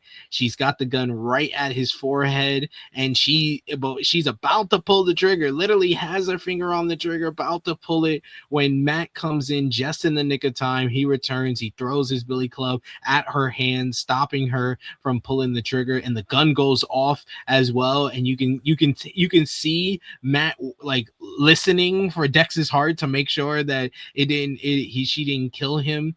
And they have a very tense scene where she's like, let me do it, please just let me do this, and he's like, I can't, it's not the right thing, it's not vengeance, vengeance is not justice. And she basically is like pleading with him, like she just wants to do this, and that he is so worried about like saving his enemies and the people that are causing hell in his life, but he's not willing to basically save the people that he cares about the most. And that it's kind of like self-preservation in her eyes, because she feels, I think she's at that point of just completely like stricken by the grief and all the pain and emotions that she's going through, that she feels that Matt will faster save someone like a Bullseye or a Kingpin, because he has during this Born Again run, and then he will for someone like a Foggy or like Karen. Like, that's where this whole conversation, great, amazing job by both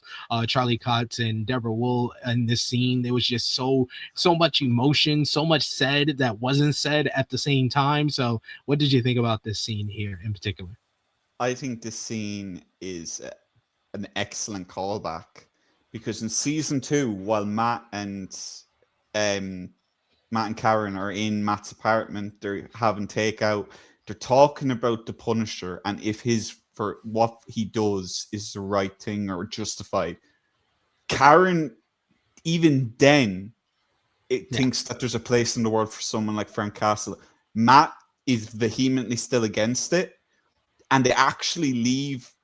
It's very similar to this episode in the fact that they literally leave what they were doing. They have to stop what they were doing. They have to take a break from one another. Like Karen says she has to go, and Matt's like, "Oh, we can pick this up another time." They don't talk about it again in that season, by the way. Yeah. I think it's a great callback to that talk, but Karen is so much more desperate now. So Bullseye just sitting up and going, "Hello, Karen," is so funny to me in a number of ways because he knows that that's going to be traumatic for her at this point. He's not stupid. He knows what him saying that is going to do to her. He mentions Foggy maybe 5 times in the space of 3 sentences. He wants her to kill him. And you mentioned about the gun going off. People slowed it down. She pulls the trigger. She pulls the trigger herself. It's not the baton hitting her. The gun, no. She pulls the trigger. So she was gonna pull the trigger, and people are like, "Oh, why did he throw the bat on her? Or could he not have said something or pulled her away?" No, because it's literally the very last second, microsecond that Matt did it. That's why he threw the club. Do you honestly believe that? Do people really think that Matt would honestly try to hurt Karen unless he absolutely had to? Like, people are insane. They don't understand this character at all. And this scene, again, and her desperation in this scene, because she can't think past the trauma.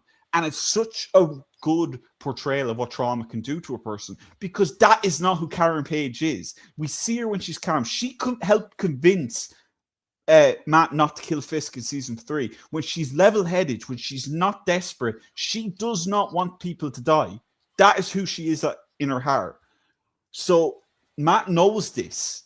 And that's why he's trying to get back into her head. And I really like this scene. I think it's a great scene. But people are turning this into something it's not.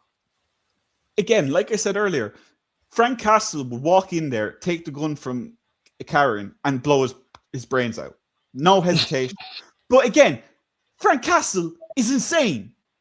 Frank Castle has lost his goddamn mind because of grief, because of tragedy, because this, and this.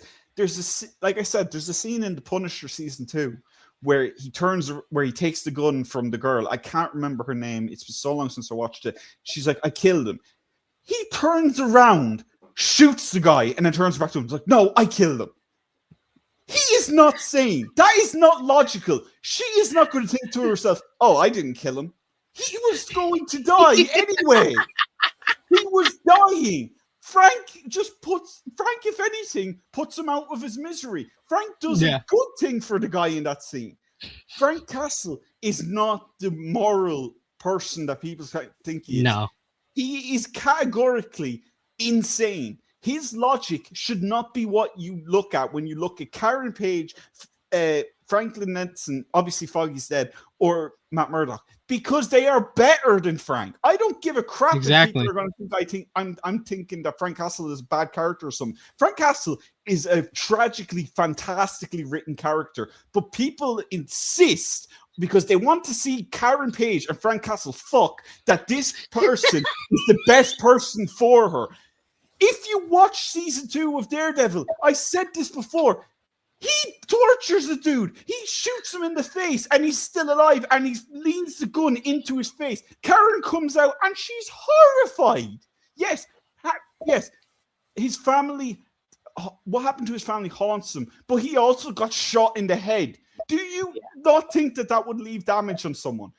Look, I get it. People like Frank Castle and Karen Page together. But even Frank Castle and Karen Page know that they wouldn't work together. They talk about this at length. Several times. They latch on to that one season from Born Again season 1 where Matt talks about hearing their heart rates. They're like, Matt isn't stupid. Matt, I'm getting so mad that I'm saying the wrong words. Matt literally said Matt understands You that mix Karen feels Frank something. and Matt together. Yeah, You because said I'm getting fat. so annoyed. Look, again, Karen Page is not a Stone Cold Killer. And you know what? We talked about that guy that she shot when they were breaking out. That hasn't come up yet. So I think that she didn't kill that guy. That guy was saved by whatever body armor. Matt knows it, whatever. Because there is no way that is not coming up in the scene otherwise. So I think that we were a bit jumpy to say that he was dead. But yeah, this scene on its own, like I said, is so fantastically written. So they know what they're doing with these characters, but people are so obsessed with their ships that they can't see that. They want it written as their headcanon for what their ships are. It drives me insane. And it's the reason why shows like Arrow, The Flash, even Legends of Tomorrow, which was the campiest shit on comic book television history, like, it ruins TV shows. Arrow season 4 is the writers going, you know what, fine, we'll just dive headfirst into the ship they want. It's the worst piece of superhero TV show ever made. That they had to literally the next season scales all the ship and stuff back, and it's suddenly one of the best seasons of TV that we've seen in superhero media. Shipping ruins these shows. It ruins them completely. I totally understand having your favorite ship and wanting these people to end up together. That's fine. If the show isn't a romance, I could not give less of a shit who you want to end up together. The writers are going to make that call, and you're going to shut the fuck up and deal with it. Rant over. I said this was coming. I told you last night. You did. So you did. You did. I appreciate it. You came through. You came through with what you promised.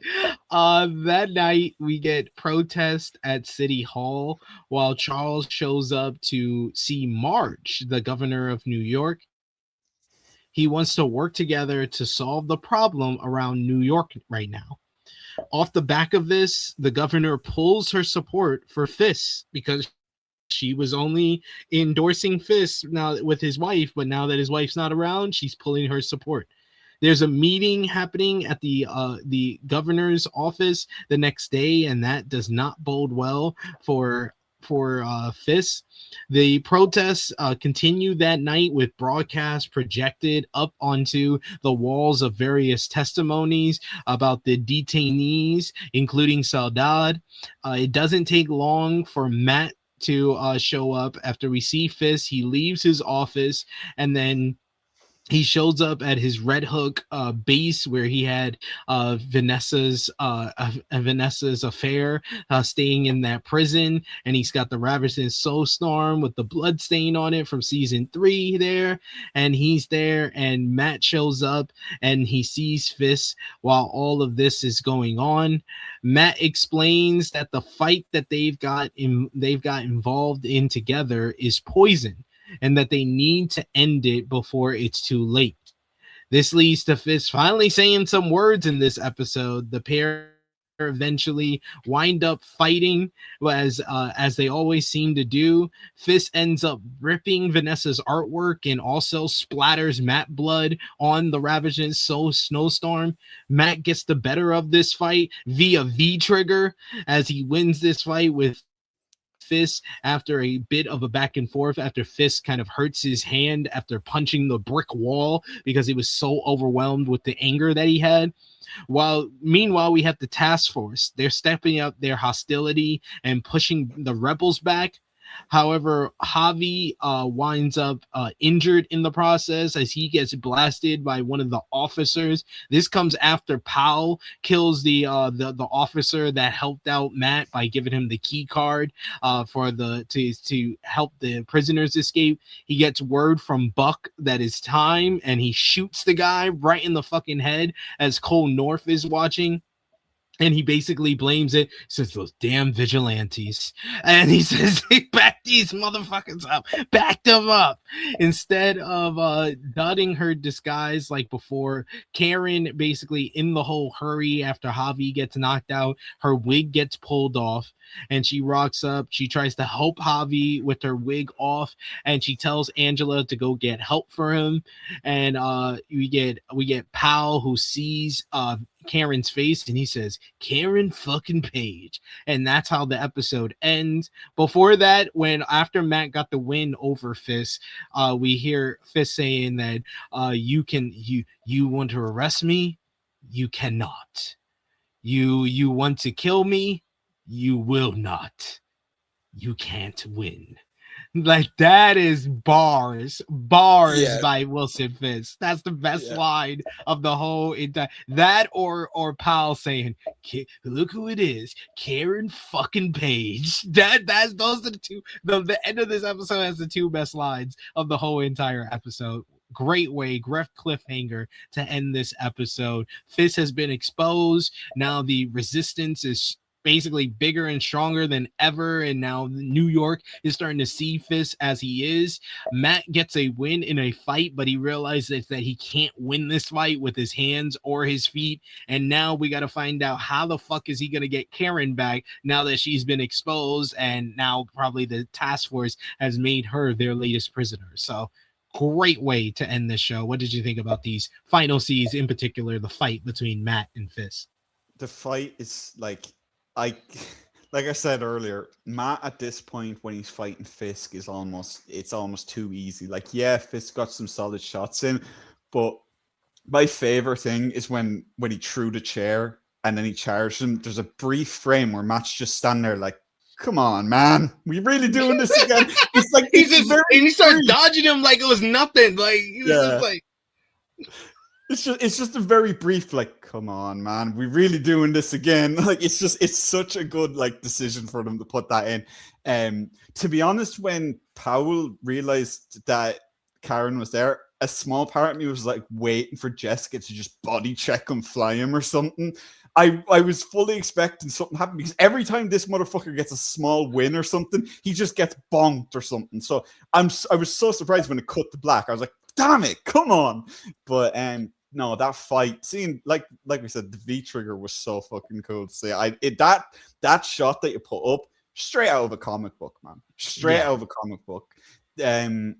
Also, the very first time this season, he's used the billy clubs as 2 rather than 1. I think that's interesting. Again, the rabbit and the snowstorm being destroyed, Matt's blood being put on it. It's almost like they're kind of saying goodbye to that image, that painting. I feel like that's the last time we're going to see the painting, one way or another. Maybe in the finale of the season. I don't know. But yeah, just that whole scene where Powell kills the guy who was helping them. They did a good job of building that up because it was very clear it was coming in some form in this episode, but it was very well built up. Cole North seeing Powell doing that put the thought of Cole North being the one to kill Powell in my head. And I honestly want it more, I think, than anyone else. Yes, I want an extended death for this guy, but something about him trying to victimize someone and Cole North killing him to stop it happening, there's something really interesting about that. I would really like to see him go that direction. Because we said it after everyone thought he died in season 1. They didn't really explore the character's kind of tweener-esque kind of role in Daredevil stories. He's not always a good guy, he's not always a bad guy, but he's kind of in the middle. He's the anti-hero that people want Bullseye to be. So yeah, the ending of this episode is why I can't believe that people thought it was filler. Karen gets captured, Fisk in Daredevil fight, and Powell kills off a character who was helping them in cold blood. And obviously, Javi getting hurt was another big thing. I think when he calls him a Fredo fuck. Yeah, Powell sucks. It was you Fredo fuck. Powell just sucks. Like again, it's just I love how he's written. He's written like such an unapologetic scumbag. It's so fun. He very rarely gets these wins. Like, this is the first real big win that Powell's got the entire time he's been on the show. He lost the Hector Ayala case. He made it look like a liar in court. Matt dropped him on his head before. The bonk when he sees him in Muse's lair, like all of that stuff. Like, and this is the first time you see him kind of get this bit of a win. So yeah, should be interesting.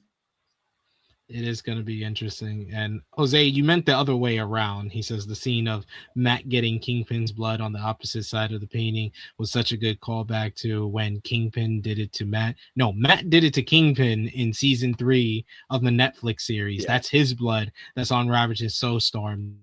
The scene is Kingpin getting Matt's blood on this other side of the painting. So it's the other way around for what you're saying. But yeah, this was great. We got callbacks and references to the original series. We got a fight between Kingpin and Matt, and then a great cliffhanger ending with Karen getting captured. And we're gonna see Matt's gonna need some help from Jessica and everybody else to get Karen back, because they're just gonna use her as the bait to bring Matt in. Yeah, I'm at a point now where I don't believe a word that any of these people are saying about Frank Castle not being in these last 2 episodes. He's gonna show up. I'm sorry, that man. Karen being captured. Yeah. That man visited the set and said he left Comic-Con early so he could go visit. Yeah, okay, buddy. And what would be like the perfect segue, since it's starting the week after episode 8. You gotta have Punisher in that finale at the very least to give you one final big push, so people can basically what Disney Plus and Marvel want is for people to watch this like it's a never-ending series. You want to go from Daredevil Born Again and get that audience, which is killing it right now on Disney Plus, and you want them to continue watching into the Punisher one shot. When he visited the set, people have way too much time on their hand to find this kind of stuff out and compare these pictures and stuff. I know I'm saying that as someone who reports on professional wrestling and does this kind of thing sometimes as well, but he visited, the scene from the trailer where they're being back, the resistance is behind Matt, Jessica, and Karen. Yeah. When he visited, Karen was in the clothes that she's wearing in that scene. So that's from the finale. So I was here for the whole time the No Way Home was being promoted, and Andrew Garfield was saying, I'm not in the movie, and Tobey Maguire was like, I'm not in the movie. I don't believe it. It's like wrestlers. Everybody's working. Yeah. Everybody's working all of the time. So I don't believe it. I think that we're going to see Frank, even if it's a short cameo. You can't have him be that important to Born Again season 1 and then have him not even cameo in season 2. That scene in the hideout between Frank and Matt, when Frank was still looking like a homeless person, was phenomenally written. It's that is why Matt, that scene in itself is why I think that Matt was ready to leave Bullseye alone, because he was hearing everything Frank said to him. Because even if Bullseye, if he saves Bullseye and Bullseye doesn't get caught until after Fisk is out of power, he just goes back to prison. So everything that he said to him is just going to come back and haunt him. So yeah, I think Frank is very important, and I would be stunned if he is not in these last 2 episodes, or at least a post-credit scene again. It just, I don't know. We're gonna see. We got 2 episodes left of the season, and we'll be back the next 2 weeks to review it. Next week we'll be back for the episode 7 review, but we've come to the end of our episode 6 review for Daredevil Born Again season 2, entitled Requiem. But y'all know what time it is. It is time to give our ratings on this episode. Let us know the moment of the episode, your MVP, your LVP, whether you gave the episode a thumbs up, thumbs down, thumbs in the middle, and out of 10, what did you give this episode 6 here? But for me and Corey, for Daredevil Born Again, Season 2, Episode 6, Requiem, in 3, 2, 1. Thumbs up across the board from both of us once again. Out of 10, I'm going to give this one an 8 out of 10. I feel like it didn't have the storytelling heights of the episode 5, but we did get more action in this episode between the Daredevil and Jessica scene and then the Daredevil versus Kingpin scene. I thought the ending was really well done. I thought the opening with Fisk killing the doctor and the ending are the strongest parts. The middle of the episode, there are certain like good parts of it, but the middle could have been a little bit stronger. So I'll give it an 8 out of 10. What did you think? I'm gonna give it an 8 as well. I think I don't really think the opening is as strong as you do. Like, I'm not saying that it's not a valid opinion. I don't know. It kind of felt as funny as it was, and it's like, I can't believe I'm saying as funny as it was when someone died, but it's, I don't know, it's kind of like they've done this trope a couple of times now where Fisk kills someone like almost oh, he's definitely going to kill this guy way. And I don't know, it would have been nice to kind of get through the funeral at least without him killing someone. Like, it maybe show off the depression rather than the anger. But yeah, I like this. I like the episode as a whole. It definitely is.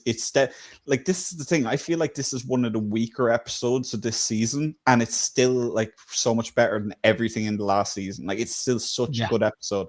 But yeah, good episode from top to bottom still, even though it's not one of my favorites. Yeah. It seems like the chat is very high. We got like a 9.25, an 8.5, an 8.75. I like the difference of opinion that we got here in the chat. Who was your MVP for this episode, Corey?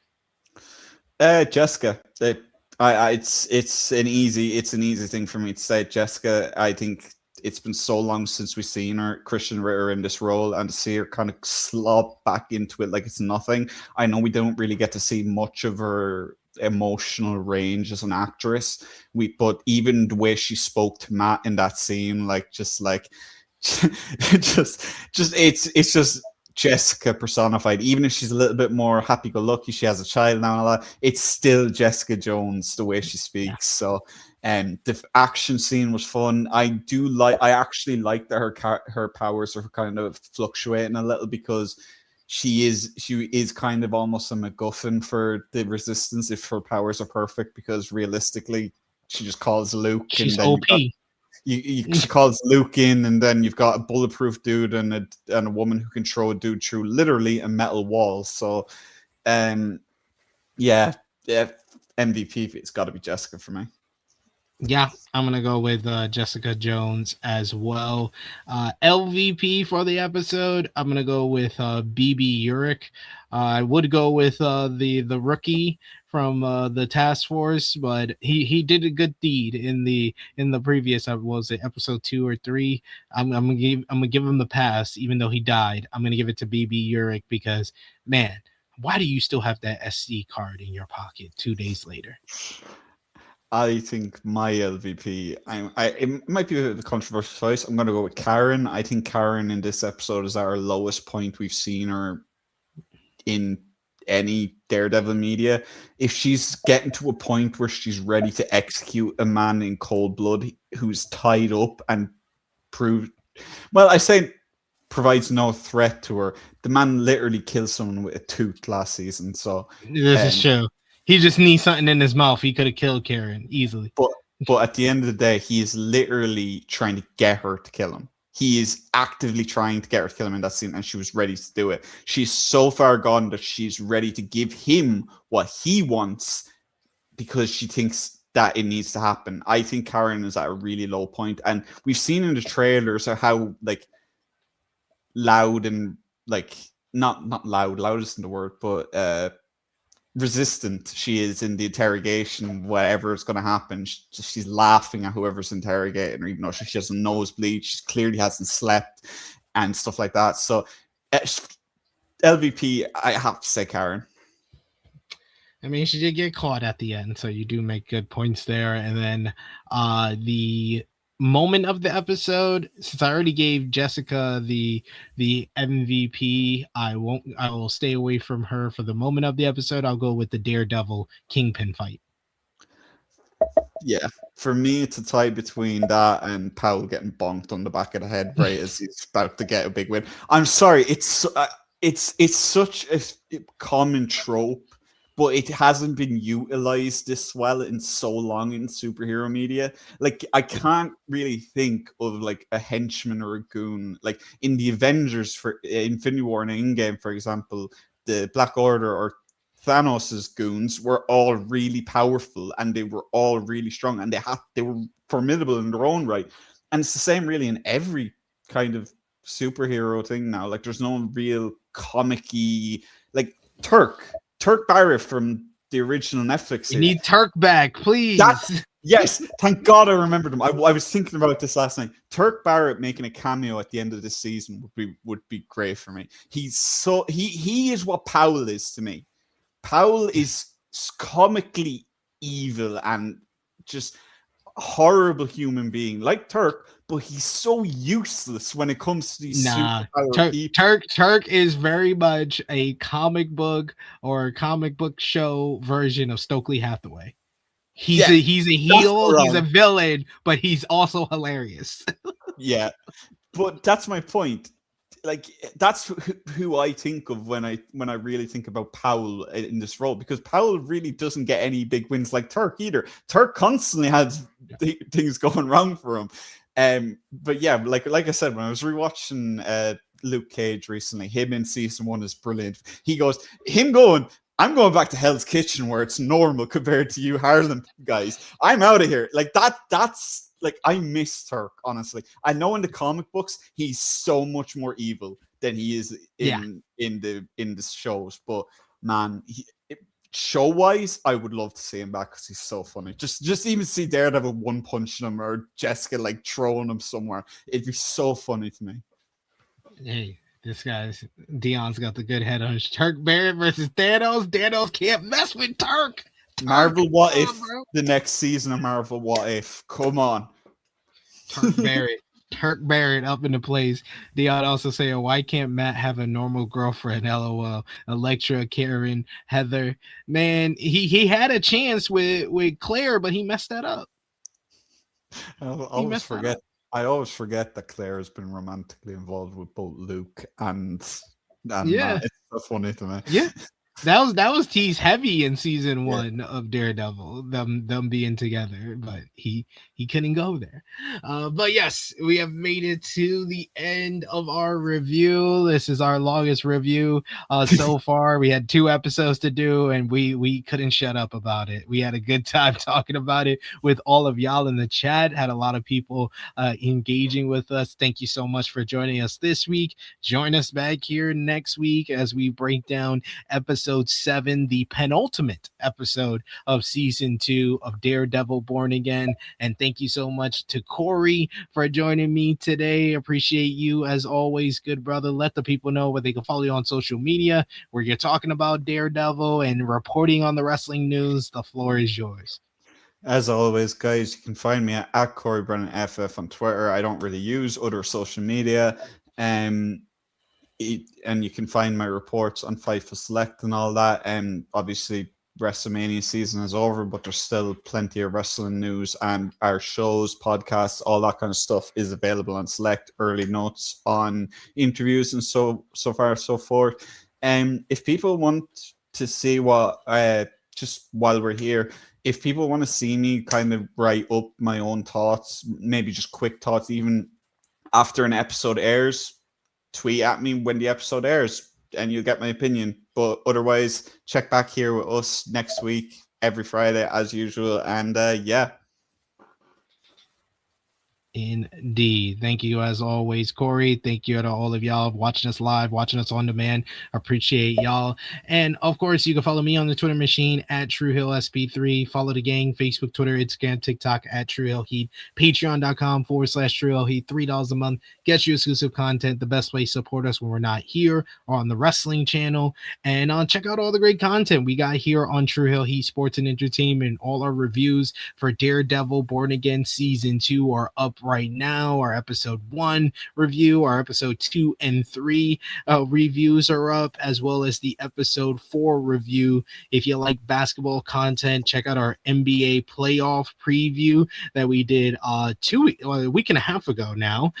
Check out Clocking In, our review show on The Pit Season 2.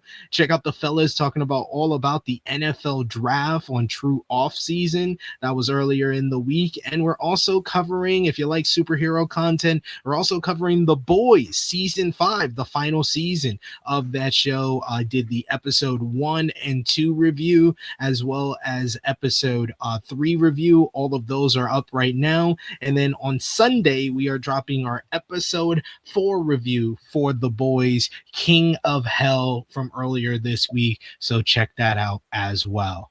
Me and Corey will be back with you next Friday, 1:05 p.m. Eastern time for that. So for Corey, it is me, your True Hill Phenom, SP3. This has been our Daredevil Born Again, Season 2, Episode 5, The Grand Design, and Episode 6, Requiem Review. We are signing off until next time.